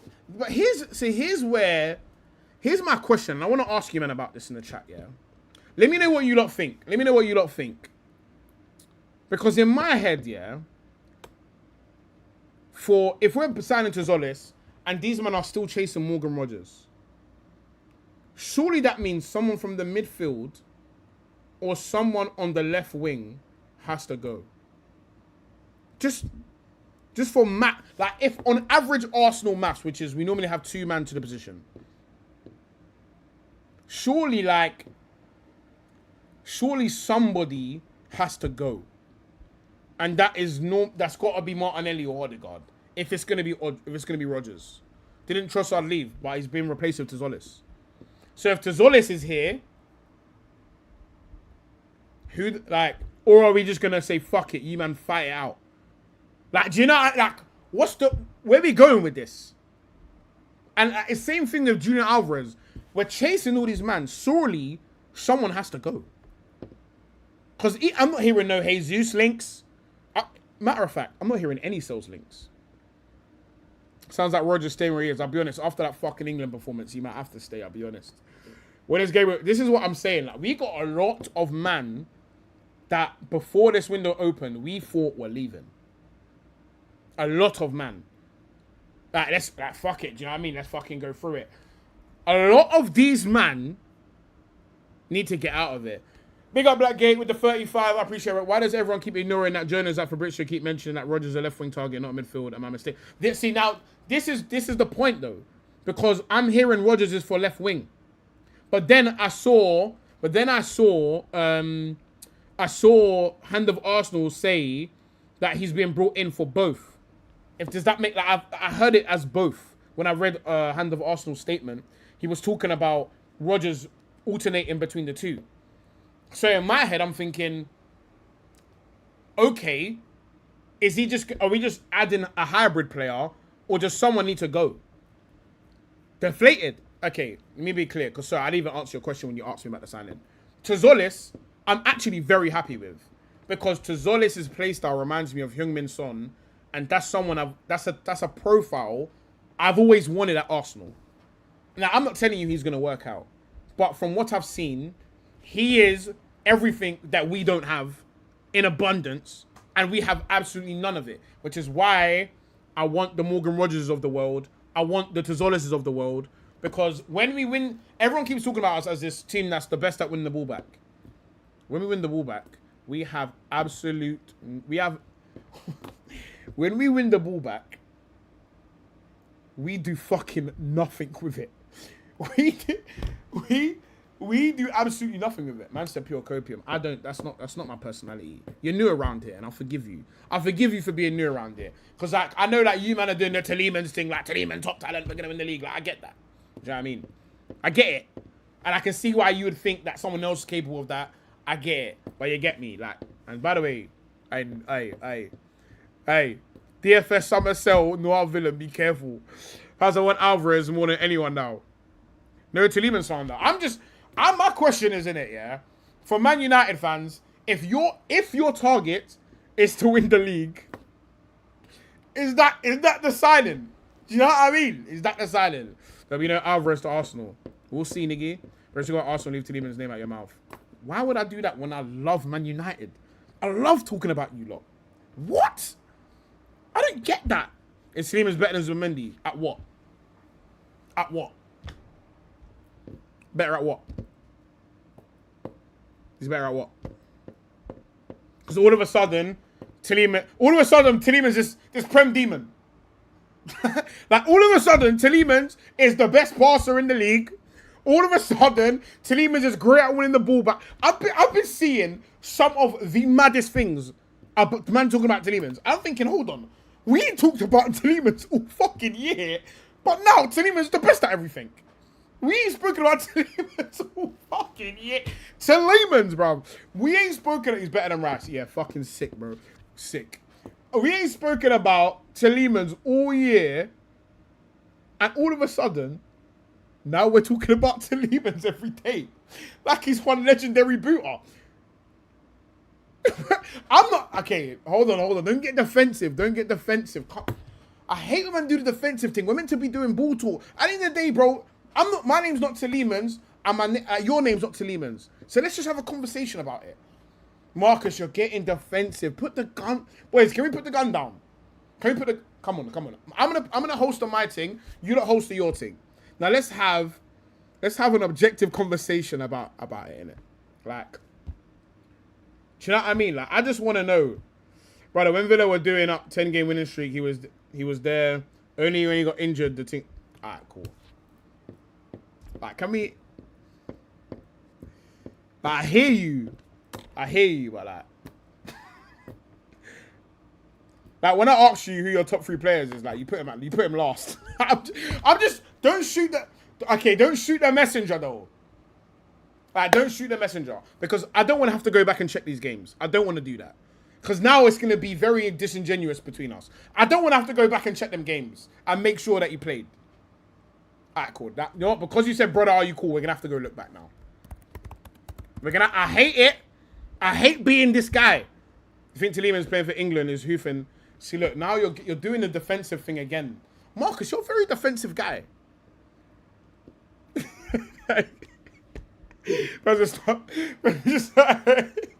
I'm not cornering no one. I'm not cornering no one. Bro, I haven't even said an opinion yet. And man are cussing me. Like, bro, can I get a yard, bro? Like, can we just talk about this? Is Saka better than Mbeumo? Do you know what it is? It's like asking me, is fucking... Would I rather butter my toast with butter or shit? Like, come on, brother. Tielemans wouldn't get into the England squad. Alright, see, now you might get onto phones. Because I didn't even say that. Tielemans at Leicester was cold here and there. He's a good signing for them rats, but he's not special. It's interesting. Nah, do you know what it is, though? If you man are happy, I'm happy, bro. Do you know what I mean? Do you know what it is? I want everyone to be happy with their transfer seasons, bro. I want everyone to be happy. I don't want no one. Do you know why? Do you know why I want everyone to be happy? Because I don't want no excuses come season time. Do you know what I mean? I don't want us to sit here and just start saying like, oh, but you know, I said that when the window was shit. I want you all to celebrate your windows, Liverpool included. Liverpool, Man U, even Man City. I want everyone to be happy. I want you all to be happy. But I just want to know, Man United fans, what is your ambition here? Is your ambition to win the league next year? Can you answer that one? Then we can talk about how good of a signing Tielemans is. What is your ambitions next year? What's your expectations? But after watching Argentina yesterday, I want another technical midfielder over a runner. Who is Marcus? Who do you? I'm assuming you support Man United. Am I correct? Please correct me. I'm assuming you're a Man United fan over the defensiveness of Tielemans.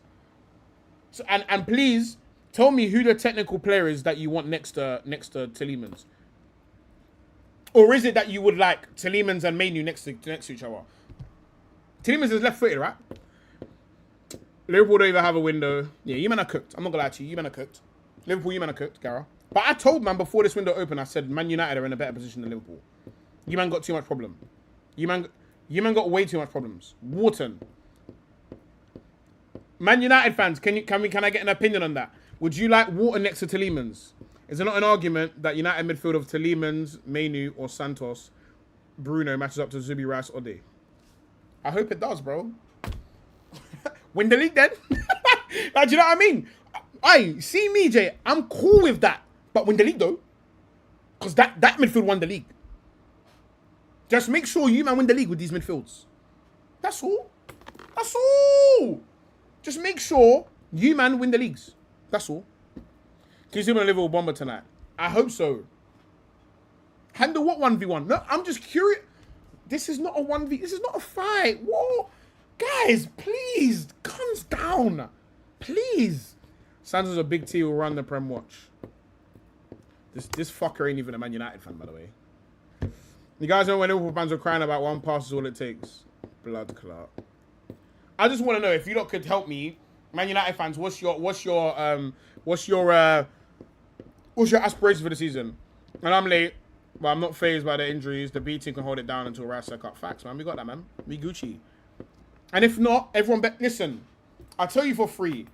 In a year where Saka's Kalas, Rice's Kalas, and Saliba's Kalas, make sure we don't win this league. Make sure. Because you, man, are all happy with these signings. You love your squads. You love your manager. No excuse not win the league. No excuse. Hey, tell me I'm wrong. Can you not tell me I'm wrong? There is now no excuse to not win the league.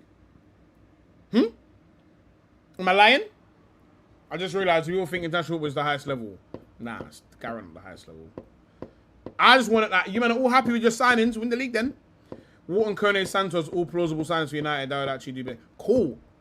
I agree, HS. Make sure they win the league. I'm wrong. What am I wrong about? What am I wrong about? You lot said, bro, you lot said my midfield is dead and your midfield's better. Cool. Win the league then. That's Russell? Yeah, Garrett SE. You see, I'm not even the leopard in the tree. I'm just, bro, you know what I am? I'm just a fucking, I'm the praying mantis just watching it all. Right. Hey, this PFC guy, bro, I swear down. Bro, get a new gimmick, bro. Get a new gimmick. You know, wrong expectations want to be in those situations. I like that, Marcus. Make sure I can find you come the end of the season. Make sure. Make sure. Make sure. All right, cool. Let's get back into the news anyway. Let's see if there's anything new out. Get me. Tzolis done. 40 mil. What's that? 35 in pounds. About 35 quid, mate. Not a bad deal, do you know what I mean? Still expect there to be more to come. I was promised 300 M's. So I'm expecting some big things, man. Who the fuck is this guy? Who the fuck is this guy? Turkish right back. No one cares. All right, let's go to my favorite page. We all know what that is. We all know what my favorite page is. We all know what my favorite page is. Ben Jacobs just tweeted. Let me see what my boy Ben's saying. I say my boy, I don't even know who the fuck this is. I just know who he is because of you, man.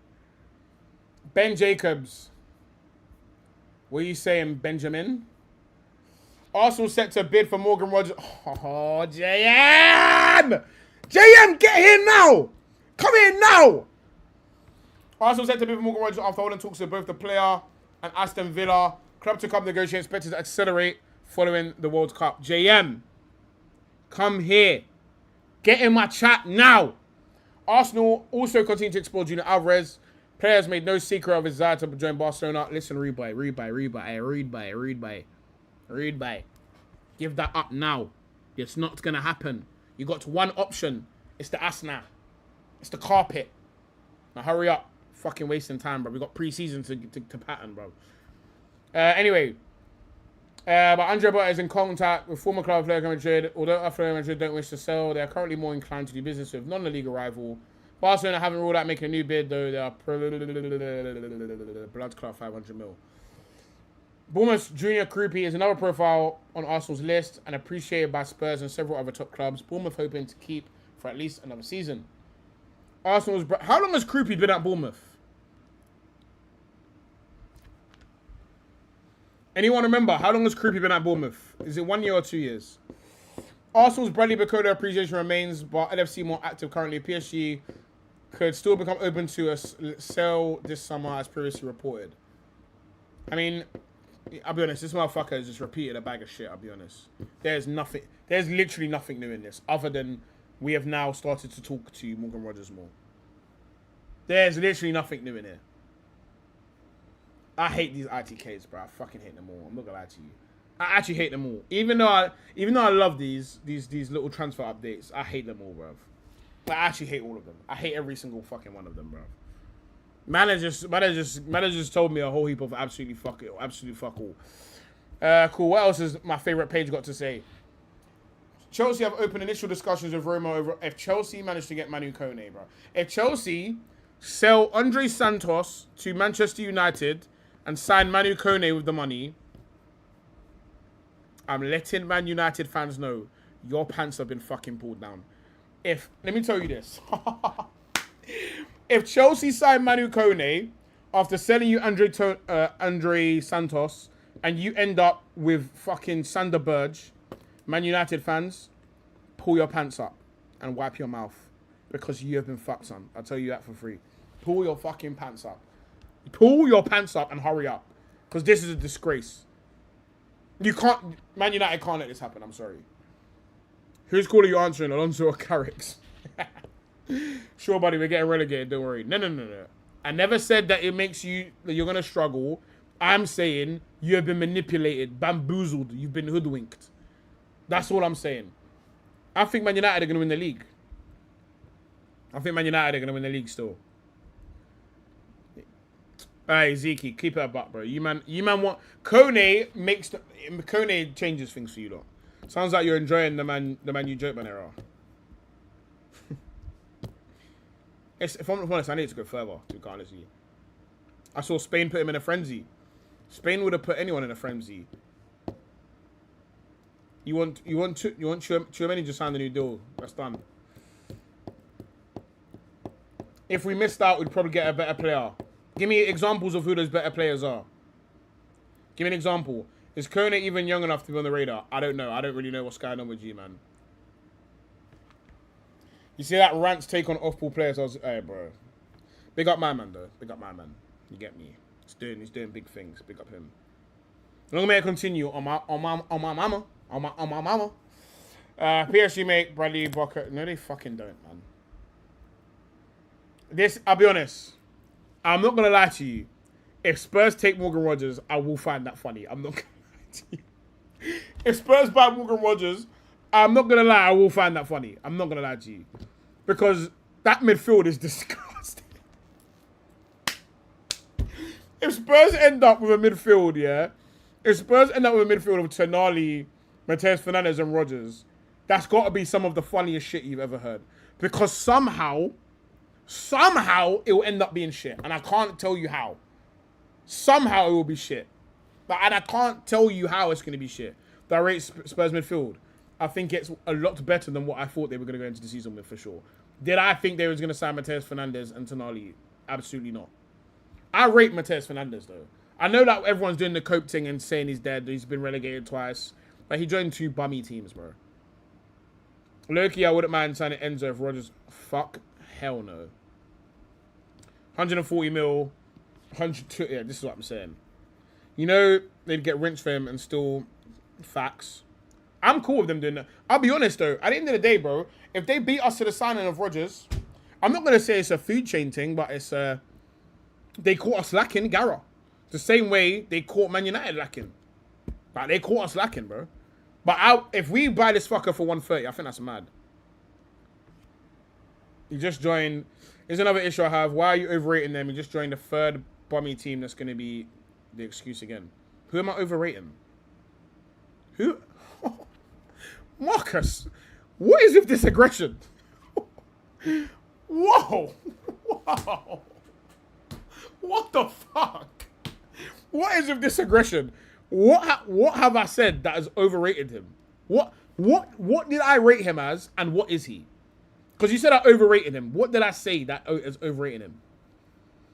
Enzo scores 1 right goal. Now he's selling it, bro. Bro, come get him. I'll be honest. Chelsea will still sell that nigga. I'll be honest. What else is in here? Who the fuck is this guy? Like Tevin, can we get the police round, bro? Can we get the gun down? School me about what, bro? I haven't even said anything. Who the fuck is this guy? What else is going on? Yeah, we know that's done. I feel like all the rest of the shit is quite old. Arsenal remain interested in Julian, bro. If I read another post saying Arsenal are interested in Julian Alvarez, I think I'm gonna lose it. Bro, I swear down, Tevin, he wants to rap me, bro. You know, every window has a Chelsea. Do you know what I'm waiting for? I'll tell you what I'm waiting for. Our annual Chelsea signing. Because we know it's gonna happen. Like, we have to get someone for Chelsea. It's not a transfer. It's not a summer transfer window if we don't do business with Chelsea. I said he's better than Tielemans. Whoa. Whoa. Whoa, buddy. He's played fucking 2 seasons. Whoa. Whoa, whoa, whoa. Whoa. Let's slow down there, buddy.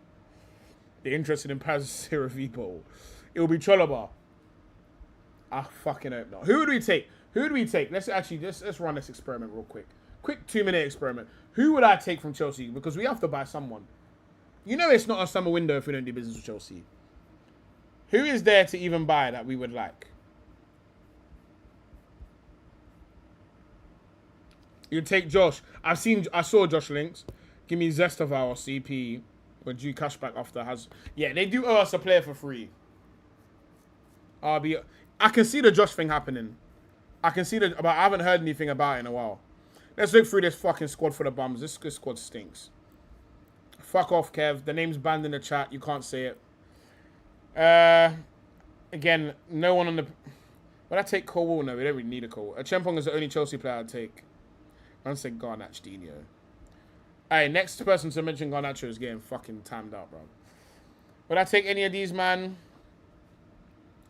Well, I wouldn't even take Reece James, bro. That guy can't play fucking 5 minutes back to back, bro. I'd take Gusto. But I don't really want him, though. I guess I'd take Joshua Chempong. Man said as long as it's not Garnacho's, it can get worse still. We should have, bro. I would have taken this Palestra guy. I think this Palestra guy looks good. You're such a fucking bum, Alex. You're such a bum, bro. Man said win now on that show. Man said that's what we want and we'll get. If we sign Chalobah, I'll have a mental breakdown on the stream. Then ask this question after none of you. I want nothing to do with them, bro. I promise you now, bro. Do you know what it is? It's like, bro, it's like hoovering the fucking front room, bro. I don't want to do it, but I have to do it. Your best player came from Chelsea. I see why you shop there so much. Who the fuck is that? Who's our best player? Kepa. Mods have the ability to call your bluff. No, you don't. I can. Man said you can call my bluff. Are you fucking mad? Hold on. Let me show you about calling my bluff. You fucking maniac. You fucking joker. You fucking joker, bro. Call my bluff now, you pussy, yo. Call my bluff now. Call my bluff now. Hold that. Your best player game. Okay, I already read that. Your take is horrific, bro. Gusto, bro. I mean, I wouldn't love Gusto. Like, I don't want any of them. I literally don't. I don't want any of them. Havertz is your most decorated player. So we're doing that thing now.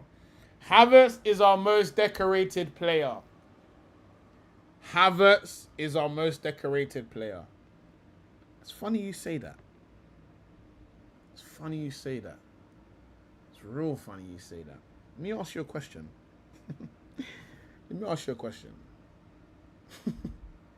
Who's more decorated? Kobe Mainoo or Declan Rice? Who's more decorated? Break that down for me. He said he's not wrong. Cool. Then Declan Rice is better than Kobe Mainoo then? No. Then Declan Rice is better than Kobe Mainoo. He's more decorated. No. Is he not? You know what it is? I can't have my mods.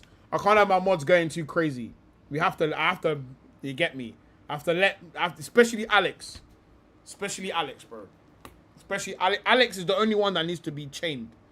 I know he's behind his keyboard right now, punching air. You tell me, Marcus. Tell me, bro. Is Rice better than Kobe then? Let me know, bro. Let me know. Because he's more, yes, he is more. And by the way, yes, he is literally more decorated. Kobe has won absolutely fuck all. And Declan Rice has won a European trophy and a Prem.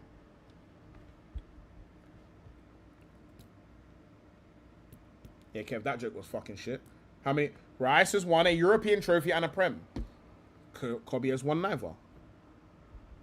Hope that helps. Anywho, back to the Chelsea shopping list. Yeah, I'll be honest. I'll take Caicedo. I'll do double chin. I'll do double shin kicker. Better than Bruno. Hey! Better than fucking Bruno as well. Better than Bruno as well. Better than Bruno as well. Better than Bruno. And fucking Tielemans as well, by the way. And Tielemans.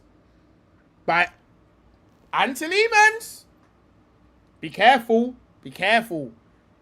Kobe was man of the match. What the fuck does that mean in the FA Cup final? Who the fuck cares? Who the fuck cares about that man of the... Marcus, that stinks. Just say you fucked it, bro. Sometimes we get caught out. Just say you fucked it, bro. Just say you fucked it. It's cool, bro. Do you know what I mean? Just say you fucked it, bro. It's cool. Bro, sometimes I fuck it.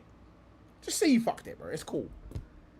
Do you know what I mean? Just say you fucked it, bro. Do you know what I mean? Just say you fucked it. Because Declan Rice was the best Arsenal player in a Premier League season where he won the Premier League. Do you know what I mean? So, hope that helps. Mod me so I can ban the whole chat. I'm fucking dead. Against the best team in the history of the sport at the age of 17. That's impressive. That's great, but it still doesn't make him more decorated. Now, all that stuff is great. Havertz is a better signing and player than Rice. Said nobody ever. That's to time me out again. This guy's come back on a fucking burner account. Can't lie, man changed parameters. Yeah, he fucked it. Can Arteta fix Palmer? I don't want to see it. I don't want to play that game. Here's the last thing we actually need to talk about. Here is a scenario where we may be fucked here, boys. Speaking of Joshua Chempong, I just want to read the Saliba statement. Because I'll be honest, I read that and I said, yeah, this guy's out for 7 years, bro.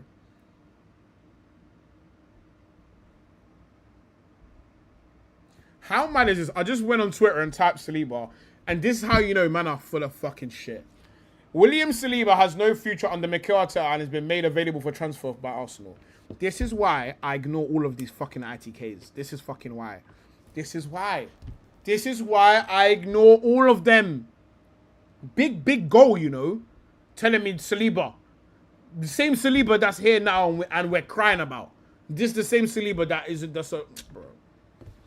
He's the same Saliba. Just in case anyone had any queries, it's the same Saliba. This is why I just enjoy it for what it is. All this stuff is bullshit, bro. A man said William Saliba has no future under Mikel. Bro, William Saliba is the future of Mikel Arteta. F-tier source, bro. Anyway, I want to try to find the thingy.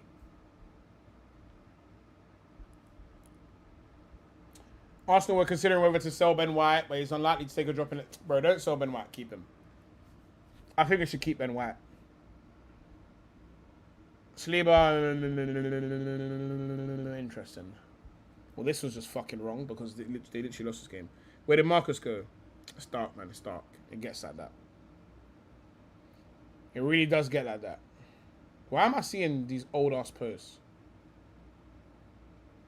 What's going on here? Ah, this video. Fuck. I can't believe Donny Olmo tried to press Saliba when he went down. Are you worried about us to win the title? No, I back you lot to win the title. I'm about to take that 150 from Madrid. Do you know, let me ask you a question. Do you think that we should sign someone or not? Like, what do you lot think? Do you think, because, let's say Saliba is out for 4 months. Do you lot think, big up Nick Patel in the cut, my brother. Do you lot think that we should sign someone to cover him or not? Nah, big up Marcus though. You know what it is? Every good chat needs one grumpy motherfucker. And Marcus is one grumpy motherfucker, bro. Zero loyalty to... Bro, I have to make an example of you, Alex. You're trying to G up the rest of the mods. Next thing I know it, all the mods are dissing me and they think they're untouchable. But I had to do that. I think we need someone to cover regardless of the injury. But we have Mosquera. 5 months is long. Okay, so you lot think, yeah, okay, let's look at the Arsenal squad real quick. You lot think we don't have enough cover for this spot. Which means to me, you're not, in my head, you lot think we're going to get the same injuries at right back, or you think Mosquera's not good enough. It's one of the two. Because provided we don't get the injuries at right back, we shouldn't really need another... Wait, what the fuck have I done here? For fuck's sake, hold on. I've gone to the fucking shop by accident. Thinking, where's this fucking squad? Be confident of young Salmon filling in. He shouldn't have to fill in. No guard CB, yeah. Sorry, let me crack up. Big up Cracked in the cut. Sign Lecroix because he looks the same. Do you know why I don't want Leclerc? Because for me, like, I think that's an overreaction. Yeah, facts. I saw the Stones and the free thing. I think the best bet would be someone like Stones on a free. We know like he does look like Saliba. He looks literally exactly like fucking Saliba. Mosquera is great though. I think he would improve. Bro, for me, I would like to see Mosquera come in and play. The reason being, yeah, is if we aren't confident in Mosquera, what the fuck is he doing here? If we chose to play him over Timber in the Champions League final, then surely he's good enough. That's the way I'm thinking. And people are like, oh, he's a right back. Nah, bro, he played right back for five fucking minutes. He's a centre back. So for me, like, and if Gabriel is as good as everyone says he is, well, Gabriel can't help him. Don't know. Total Tim becomes more injury prone. Yeah, it is. This is what I'm saying. So for me, like someone like Stones, who we know we're confident if Mascara isn't up to level, can come in and play. He doesn't cost us 100 fucking million. We ain't wasted attacker budget on him. I think Stones is a very smart bet. It's someone that's won the Prem. He understands the Prem. He plays in the Prem. Whereas Lacroix is someone you get in to come and compete. And then now, when Saliba comes back, it's Lacroix, it's Saliba, and it's Mosquera. For me, it doesn't really make sense. I would put all that pressure on. I would put all of the pressure on Mosquera. I think he can do it. Hincapi is also a CB. That's what I'm saying, bro. Stones would demand a decent wage. Good thing we fucking pay him. Do you know what I mean, mate? We fucking pay him, Shan. I'm confident Mascara will 100% get an injury elsewhere. For sure, but at the same time, that's why we have all these defenders. I think Stones is perfect. Stones is not too much. I think it's perfect. This is when we should be doing business with the ops. In fact, it's anything because he's on a free, sorry. I think Mascara is good enough, especially because we have a good defense structure. Yeah, I agree. I agree, man. I think Mascara's a good player, man. Let's see what he's made of. Who knows? Maybe Mascara fucking knocks Saliba off his perch. Makes Saliba have to raise it a level. Congrats, General Booty Cheeks, on your new son, Mark. What the fuck, bruv? What the fuck, bruv? I appreciate the two, my bro. Big up funds for the two, my bro. I think you can do it. Just worried about injuries. I hear you, but that's why I think we need a John Stones rather than a Lacroix. Lacroix's gonna cost 60 odd mil. I still think we need a floater. Define a floater. You talk about someone that floats between centre back and right back. You men are actually stressed. I thought you guys said you were gonna walk the league after Pep left. What? One, I don't think anyone's stressed. We're just at the end of the day, we're on a content stream. We're just talking about stuff. I don't feel like stressed at all, if I'm honest. We've already won the league. There's nothing to be stressed about. We're currently champions. Problem is, Calafiori will get injured. Yeah, then Hincapi's got to sort that out. By the way, the people that are saying easiest title defense in history is all of you, man. It's not Arsenal fans saying it. I haven't seen one Arsenal fan say, yeah, it's going to be easy back-to-back. There's no such thing as an easy back-to-back in the Prem. Even if every top team is guaranteed to not win it, it's still not easy. It's the Premier League. It's the most competitive league in the world. Play Rice there. He looked good hoofing the ball away yesterday. Maybe you should play fucking Cobby there, that accomplished midfielder. It's interesting, though. One thing I find interesting is, why is it that Cobby keeps getting put in hell with every manager that gets him? It's very interesting. Why is that? Food for thought. We need a new med staff. Bro, we need fucking something. Come back in December when you're crying about... make sure... you see, Man United fans... I'm happy that they got a bit of pep in their step. Because, I swear down, bro. I swear down. If man think I'm talking about Man United a lot now, oh my God. If you man start stinking up the gaff, I'm going to make 30 videos a day. I'm going to make a new channel, Paz Man United. And it's just going to be me talking about Man United. That's it. That's all. That's the life of an Arsenal fan. The rivals make up narrative until Arsenal... Yeah, facts. They always do that. It's pretty weird. Manu had a better World Cup than Ronaldo. Facts. So did I, to be fair. We're discussing if you want to CB or not. It's not straight. Yeah, literally. Let's just not... No one talk then. Every team Rice plays in as the main CM suddenly can't play football anymore. I mean, Arsenal literally dominated the whole league, but... interesting. We kind of dominated the whole league last year, but... okay. Okay. And when Rice was in West Ham, that's probably the best football they played in the last 50 years. But all right. Okay. Are we doing a Man U vs Wrexham watch-along in 2 days? I'd rather die. Still recovering from the parade. On Foldham Grave. I think Rice assaulted Marcus and that he must have. Maybe Marcus went to the parade but he went at 6 a.m. when the players was there and Rice rapped him maybe. Or maybe when Rice was taking pictures, he didn't want to take a picture of Marcus.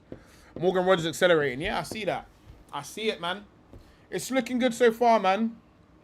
Pastor, how many points do you think City win the league by? Probably like 15. Because you man are the best. Bro, I expect Like, for me, Arsenal's target is top 4. Because, you know, Man City, they've spent $1 billion in 18 months. Man United have made a massive signing into Lehman's. They're going to get Manu Kone or another big signing because Ineos are moving mad, apparently. So I'm shook of Ineos. Carrick, I think, you know, Chelsea, you know, they've changed they've changed their strategy. They're going to get all these crazy players. Who else? Liverpool, Isak, you know, wow, Wirtz, you know.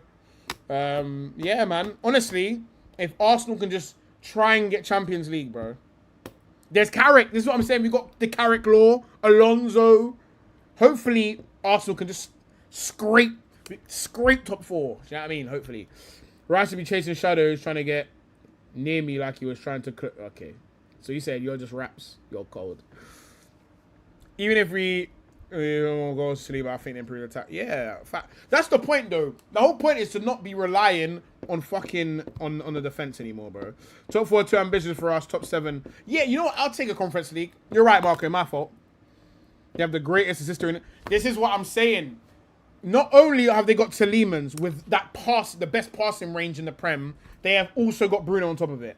And for me, like, how can we compete with that? Do you know what I mean? How can we compete with that? We also ain't got a winger. We ain't got a winger. The league is old news. We're looking at a champs line on facts. Look at you mocking it. He's just title defense. No. This is the most difficult title defense in all time. We've got Enzo Maresca, pedigree, $1 billion spent. $1 billion spent. This is what Arsenal got to compete with. Enzo Maresca with $1 billion spent squad, best striker ever, with the best English midfielder, Elliot Anderson, ever. So for me, with Rodri, Ballon d'Or Rodri, that's just one team we got to compete with. Then we got Wirtz and Isak, the best duo. Then we got Spurs, who have got all of this money, the greatest stadium. With all of the money coming from the stadium, Beyonce at the stadium. It's a myth, bro. Like, it's going to be a tough year, bro. Bro, I'm not playing the victim. This is the problem. If I say we're gonna battle you, man, you're gonna say that I'm stupid. I don't know ball. But then if I say that hopefully we can get top 4, now I'm a victim. I can't win. I can't win, bro. Bruno is actually my biggest concern going into every season. He doesn't start season well. Fairs, I hear you. We need a right back ASAP. We don't need. Why do we need a right back? We got Ben White and Timber. The first 2 months are gonna be on Yokere's shoulders. Hopefully they're on Julian Alvarez's shoulders. Yeah, facts. This is what I'm saying, Dom. The fucking mighty Spurs. We're not even the best team in North London anymore, bro. Drat. Let me pussy, we're all arse, say it with chest. No. I have to respect my opposition. So when So when I'm confident, man, call me fraudulent, delusional. But when I say that you man are good, now I'm shook and I'm a pussy and I'm a victim. How can I win? Tell me what I need to say to win. I'm worried about City because Maresca will be more pragmatic and Haaland is the best transition player in the league. Him and Rodri are the only world-class players in the league. I hear you, man. That's why we have to try and stop them. Do you know what I mean? We have to stop them, man. They got Doku, Semenyo. They got, who else? They got Cherky, the best 10 in the world. Who else they got? Phil Foden. That team is actually stacked. Hold on. Let me even put the jokes to the side. The Man City team is fucking stacked, bro. Can react to a new video on Discord. I know this video is bullshit because it's come from you. Man said I'm a daily streamer. Stop the cap. No, because there's going to be fucking music in it, bro. PFA Foden, Gavardio. Good on this season, Paz. If you finish top 6, I'll clap you off. I appreciate it, bro. Hopefully we can get top 6. But why do you not? This is what I'm saying. Oh, we're fucked, bro. Honestly, jokes aside, Enzo Maresca's got a very good chance of winning the league. Best league in the world, but only 2 world-class players. Nothing. It's dark still. Oh, do you know what I wanted to do as well? Hold on. Everyone hold the fucking phone. Everyone shush. Everyone be quiet. I wanted to look at some of the reactions from some players over the World Cup and some of the shit that's going on. There's no music in it. Yes, there is, you fucking liar. Alright, we got some shit to look at anyway. Mr. Andros Townsend. Our team is full of injured players. That's what I'm saying. We got no chance. I actually genuinely don't think that we are actually going to win the league. All jokes aside, I actually don't think so. I said, yeah, I'm out. What? Hold on. What? No one likes Andrew Townsend. I thought the Leicester team's made us the best in the world, not having the best players. Hey. Every decision Thomas Tuchel made last night and then determine whether or not the criticism of him is harsh. Now, England score on the 55th minute. By the way, this is one of the worst breakdowns I've seen. Through Anthony Gordon. Directly from the kickoff, England immediately go and press Argentina, which says to me the message from the manager was, if we score one, we're going to keep pressing. We're not going to sit back. They press immediately. They don't win it back. They kick out for a throw-in. Next time they win it back, again, they go to attack with numbers. Harry Kane miscontrols it on the edge of the box. Argentina counter. England looking to press on the front foot. Jed Spence is caught on the front foot looking to press. It gets played in behind him. Simeone almost scores. If it wasn't for a Jed Spence last-ditch tackle. Simeone had a fucking... Bro, Simeone had a parachute on his back, bro. 5 minutes later, in the 60th minute, England get a goal kick. They try to play out. A pass to Jed Spence gets cut out. Argentina win it back high up the pitch. Messi tries to get a shot in the box. Doesn't get it away. But that's warning number 2. You're in the semi-final of the World Cup. You're 1-0 up. It's instinct to then say, we're going to drop off. We're going to do everything from shape and look to contain. That's not a manager thing. The manager sent them to press after the first goal. That's a player's thing. If it hasn't worked, so we're going to retreat. In the 64th minute, Argentina bring on Nico Gonzalez, a left winger, and they go more aggressive into a 3-1-6 formation. Thomas Tuchel doesn't react. He's still defending in a brave 4-4-2 formation. 1-0 up, 65 minutes gone against Argentina. But England is still camped in their own half without any real counter-attacking opportunities. Thomas Tuchel leaves it all the way until the hydration break. So the criticism is the change in itself. Ezri Konsa on foot. He gets fraudulent after he gets fraudulent after the Anthony Gordon sub. That's when he becomes fraudulent. Anthony Gordon who scored the goal. Now, can you, 20 minutes away from a World Cup... You're not 20 minutes though, are you? Because there's a bunch of fucking added time. This is what pisses... People keep saying 20 minutes. It's not 20 minutes. The sub was in the 72nd minute after a hella stoppages and a hydration break. There was 9 added minutes. That's 30 minutes, bro. It's not 20 minutes. You shut up shop with 30 minutes to go. Stop saying 20 minutes to go, bro. Final, can you go like for like and bring on a Rashford who, judging by the flow of the game, is going to have to do more work that way? Against a 3-1-6, can you continue to be 4-4-2 out of possession? He goes with Ezri Konsa. He makes a big mistake now, though. He decides to go 5-3-2. Facts. And this, for me, is where the game... This is where you gave everything away. For me, this is even worse than the 6 because now you're just going deeper into hell. This is when now, how are you even going to swing this back? Bro, everyone's getting onto it. Like, bro, like, how can you... Hold on, I know which is why I can actually break down the game instead of... No, you're not... You are following the fucking herd, though. Switzerland also made this mistake in the second half after they got a red card. They went 5-3-1. And the position Lionel Messi and Julian Alvarez like to pick up throughout this whole tournament when they're facing a low block. They like to be in like a withdrawn inside right position for Messi, inside left position for Julian Alvarez. Messi changed the game against Egypt from that position. Julian Alvarez scored the all-important second goal against Switzerland from that position. Now, when you go over 3 in midfield, you don't really have the numbers in width to be able to get to Messi, who's here, and to be able to get to Julian Alvarez, who's here. It was actually Rodrigo de Paul in the 75th minute who got the ball in that inside right position. He puts in 2 world-class crosses. One. How many fucking times are we going to watch that, by the way? Fucking hell, mate. How many times are we going to watch them cross the ball from that same position, by the way? Or, like, I reckon 4 crosses came from that same position. Like, just back to back to back to back.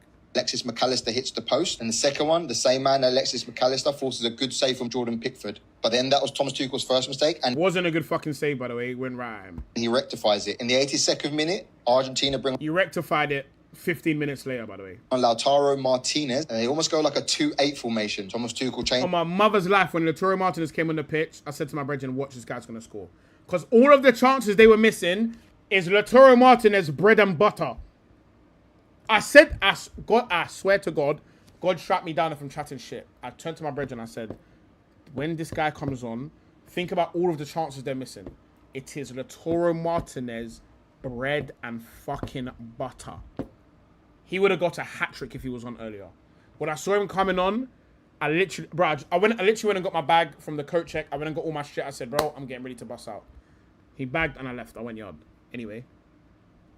Changes it, go 5-4-1, brings on Big Dan Burn and brings on Nico O'Reilly. Nico O'Reilly, for me, is a very, very good sub. On the face of it, is negative. No, it isn't a good fucking sub. not covered Argentina 2 games this World Cup. The game goes on and Argentina chasing. Messi doesn't go further forward. He drops deeper and deeper and deeper. Rather than having a Rashford defending Messi in a World Cup semi-final, 10 minutes to go, you're getting an accomplished left-back, Nico O'Reilly, to be able to cover. But that's one side of the game. What about how the fuck are we going to relieve pressure for 5 minutes rather than a constant onslaught for 20 minutes? Messi when he's dropping off in those positions. So for me, another good decision from Thomas Tuchel. Going to be breaking down every... I might even link him.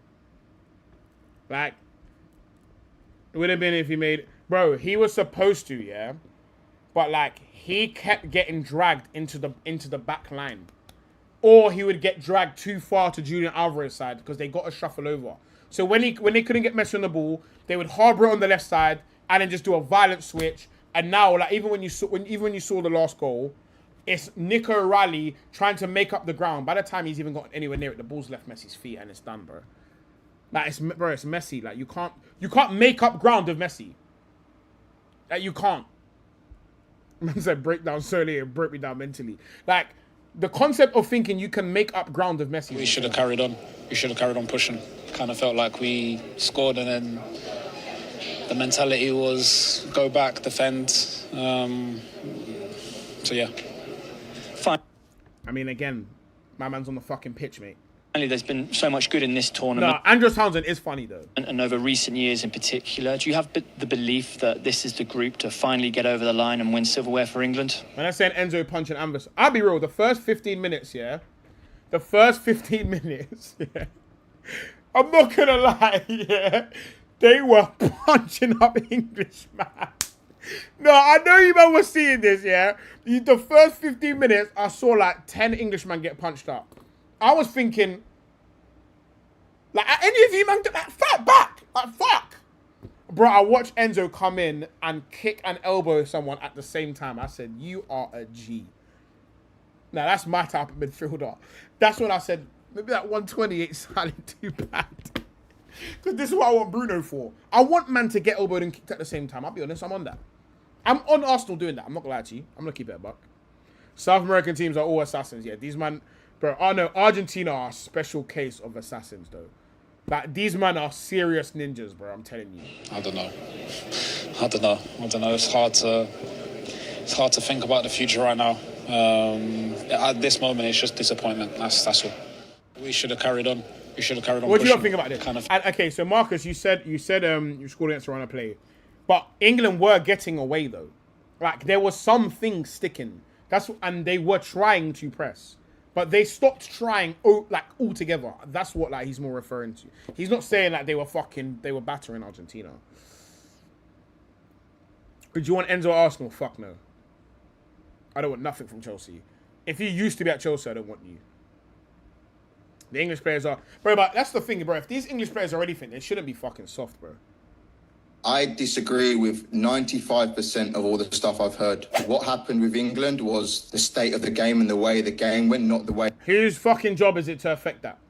the manager set them out. England wanted to be positive and wanting to press. They pressed too many men forward. So immediately after you do that, you go positive and you almost concede. In your mind as a player now, you're thinking, we can't let that happen again. We're 1-0 up, half an hour away from World Cup final. We have to be a bit more smart. By the way, Tuchel already came out and basically disagreed with him, by the way. A bit more defensive. And I think those 5 minutes after England scored, what Argentina did really changed the course of the game rather than anything Thomas Tuchel did. Thomas Tuchel tried to stay brave as long as he could. Defending a 4-4-2 against a 3-1-6 is quite stupid. But he left that 11 out until the hydration break when he thought, right, I can't leave it any longer. I'm going to have to make a change. I'm going to have to be a bit more defensive, 5-3-2. I disagree with bro, I'm actually not having anything that he said.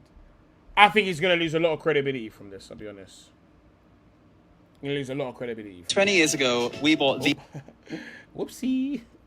Alright, by the way, for those who live in London, look at this spot. If you've ever walked through Shoreditch and wondered what they might be, they've been our offices. We are Village Underground, and we are very excited to say we are finally opening these up to the public as a rooftop bar. This one's going to see me during the summer. Cocktails, and yes, you can have a margarita. But this guy is crazy, I'll be honest. Because I'll be honest, I had to let that video play because it looks mad just leaving him. I'm not going to lie to you.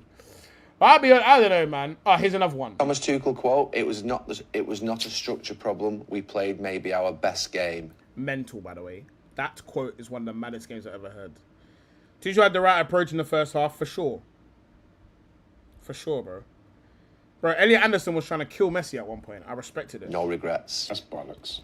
Obviously, he's going to quote with some. Yeah, but then, Roy, you can't say we played our best I love game. this show, you know. We didn't play our best game. Because how many times did we touch in the box? Did you say 7? Best game is Come on, insane. man. If you're playing your best game and you had 7 touches in their box. In the box. You're not asking a lot of yourselves. You're not asking a lot. 7 touches. And 7 touches. What do you lot think was England's best game?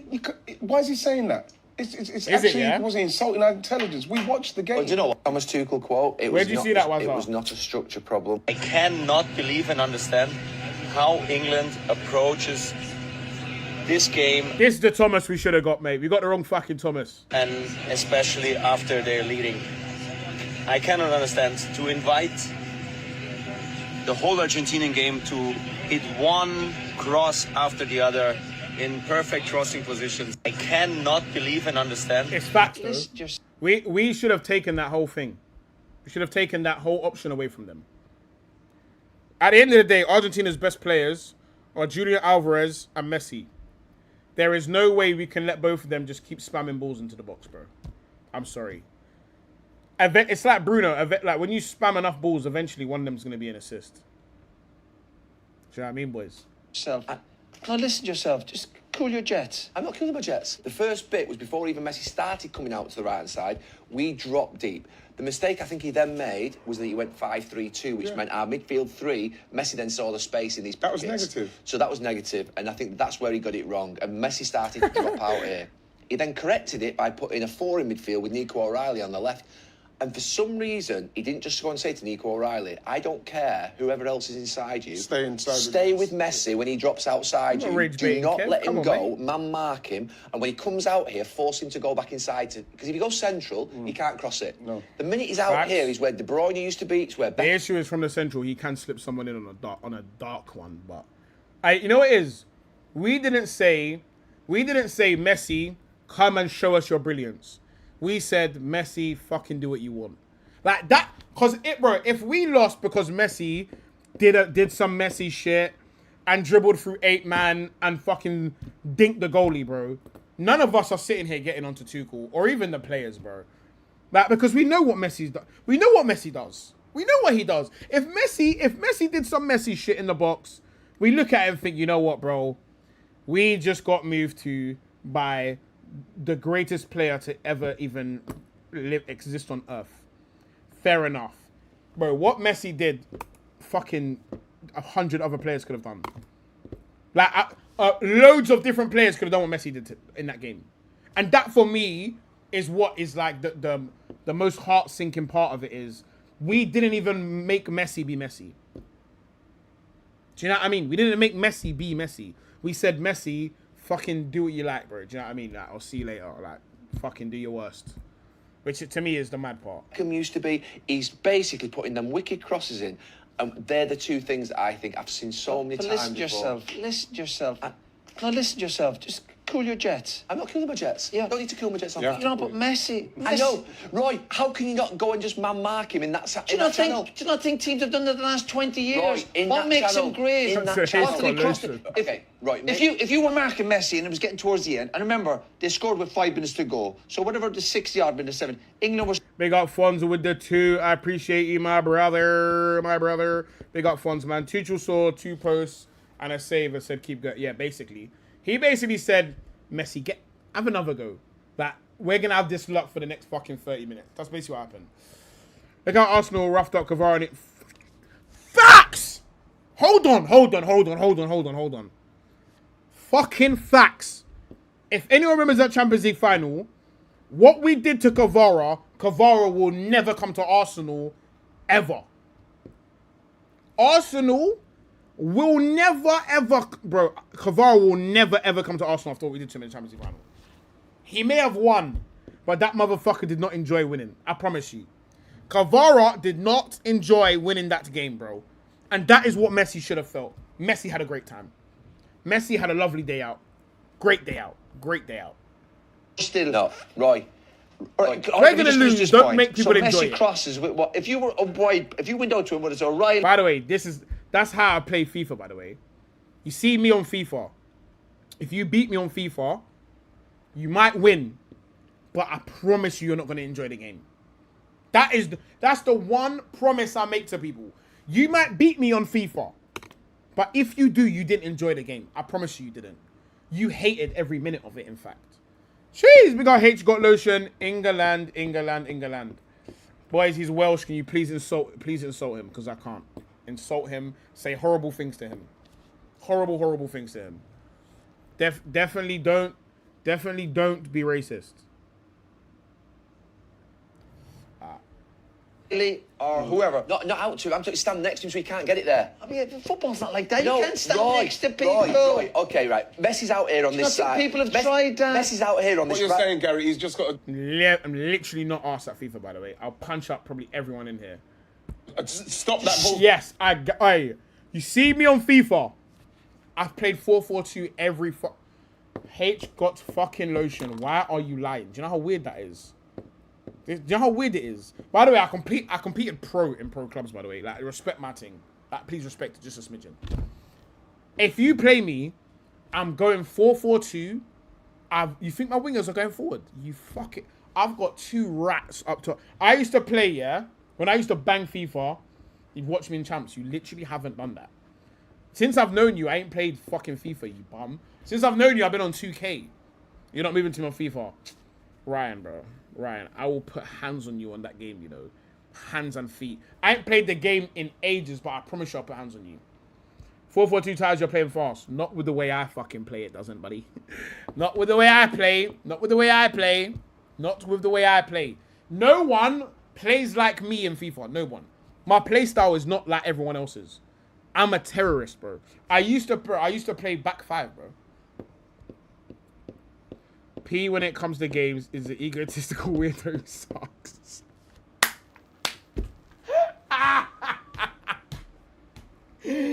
Liar. Fucking liar. I'm telling you now, there is no one in the world that is better at all-round gaming as me. Like, if I play 10 games with anyone, I think I'll beat everyone in the world. Including pro gamers. I said what I said. Just getting to it. What I'm saying is, all right, it's difficult to man Mark Messi. However, you can stop him getting it in that area. So stand next to him, Nico, right? Jed Spence as well, and make him go. So what's happened the last 20 years? No, but what I'm saying is, right, that is something you can stop. So what's happened the last 20 years? All the great coaches. By the way, you see that H got lotion guy? On 2K, yeah? This guy used to play 2K 13, 15 hours a day. Let me tell you about H got lotion. 15 hours a day on 2K. He used to go on YouTube, Twitter, search for the best jump shots. And he knows everything about 2K. He shoots 20% from free. Mods, time him out so you can't reply. The players who've done that, because he'll go, you can stand next to me, but I'll do a little shimmy or I'll move. No, stop him getting the ball out there. Make him go somewhere else. Make him drop deeper and go into central. But when he did eventually get it, what would you say to a fool? No. Eventually, when he does get it, what would you say to him? He dead. Of course you're dead, but you might go. Who the fuck is a couple of great crosses where they should have scored early. He's coming on his left. So what you might eventually say to him, hey, show him on his right. No. How fucking weird is... Aye, how can Bricker message me? Bricker, aye, Jeff. As soon as you said that, Bricker messaged me on Instagram. How mad is that? How mad is that? As soon as you said that. And Bricker's a bum too. You see me, I attract the bummiest gamers in the world, bro. Zeke's in here as well. Zeke's a fucking bum. H got lotion's a bum. Jeff's a bum. This guy who just messaged me, Bricker's a bum as well. They're all bums. Right. Once he's got the ball and he's working his magic, he's playing little 1-2s, he's playing his little run and follow, pass and runs, he's playing his right-footed cross, you're dead. You're done. Once he's got the ball with space, you're finished. The first goal came from a corner. The first goal came from a corner. You have to. Right, the first goal comes from a corner. It does. So that's nothing to do with Messi or space. That's player switch. I'm not what Messi attracts bums for Argentina. He's not a bum. Off. I think we switched off in the middle. Of course they switched off. Really badly. But why do you switch off? Right. Because your hands are on... I want to fade in July. On your knees, you're looking at each other and you're blowing. Listen to yourself. Cloud envy. Listen to yourself. Just cool your jets. I'm not cooling my jets. The first bit... I'm not gonna lie. I know that cool your jet shit was fucking triggering him. Look at it, gal, bruv. That positive poly, bruv. Positive polygraph. Right, anything else? Anything else? Anything else? Oh, let's see what AFC stuff is saying.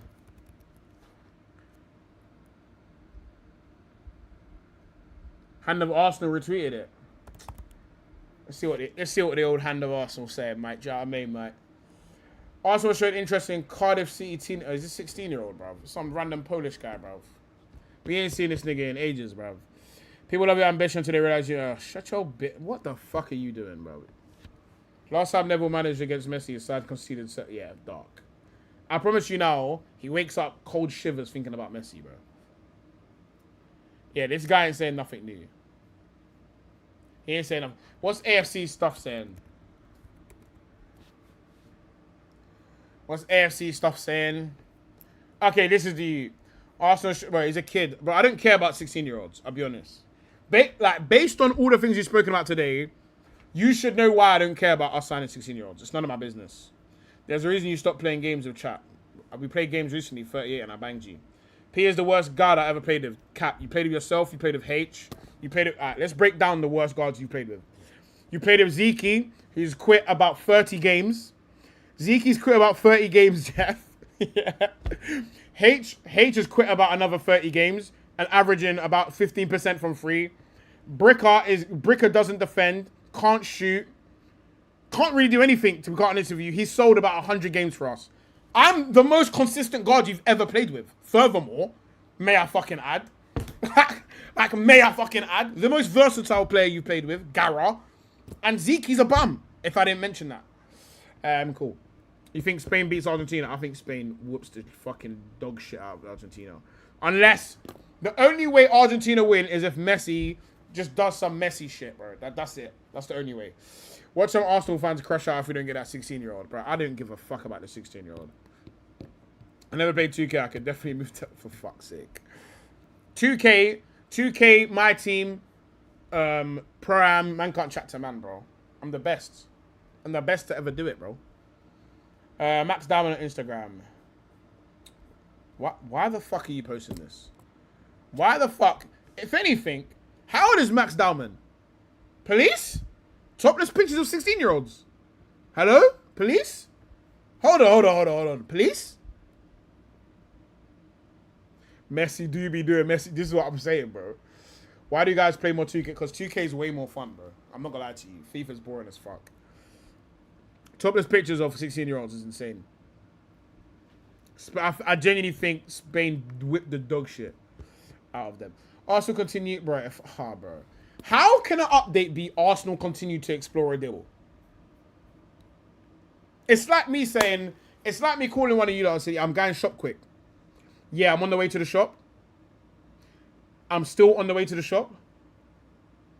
I'm still on the way to the shop. I'm on the way to the shop. Still going to the shop. I'm going to the shop. I fucking get it, bro. I get it. If Max is not on the pitch, I don't want to see him. I swear down. I don't want to see nothing about him. He's a kid. Yeah, the ITK jargon is fucking jarring, bro. It's actually jarring. It's actually so jarring. What else is going on? Morgan Rogers. Hey, pattern up. It's time now. It's time. It's time. Alright, I fucking love... Alright, who... Last one, yeah? Which of you... Alright, who loves... I love Wilshere, you know.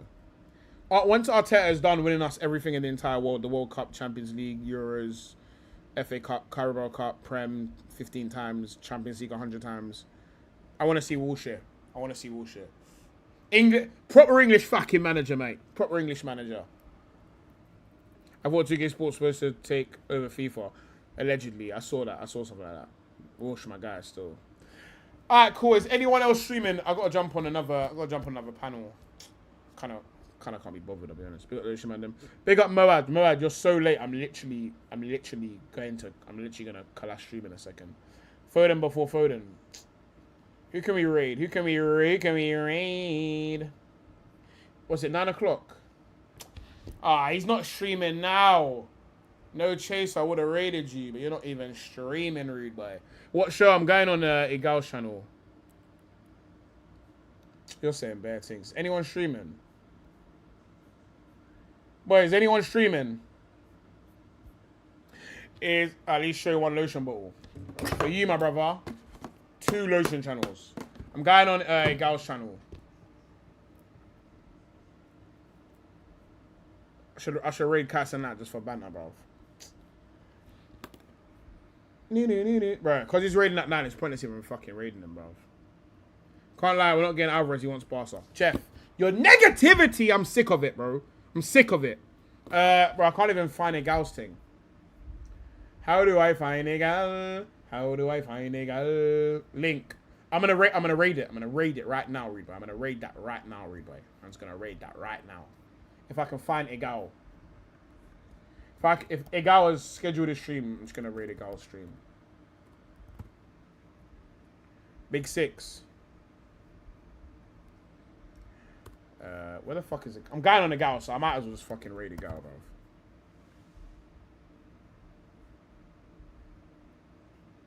Okay, here we go. I'm gonna raid Egal. Really me quicker. Quickie. Alright, boys. It has honestly been spectacular. Do you know what I mean, boys? You know we always enjoy ourselves over here. Do you know what I mean? It's been real. It's been real, boys. I'll probably be back tomorrow around the same time. You get me? Make sure you lot go and put a bunch of lotion bottles. Boys, I want you to stuff Egal's chat with lotion bottles. Let him know that the motion is real. The motion in the ocean. Big up, Dom. Get me, my ex-hater. Make sure to go put a bunch of lotion bottles in Egal's chat. You get me? Let him know the lotion covenant are here. You get me? Make sure to go put Pazraid bare lotion bottles. You get me? You feel me? You feel me? You feel me? Alright, boys. Big up yourself. I'll see you boys over on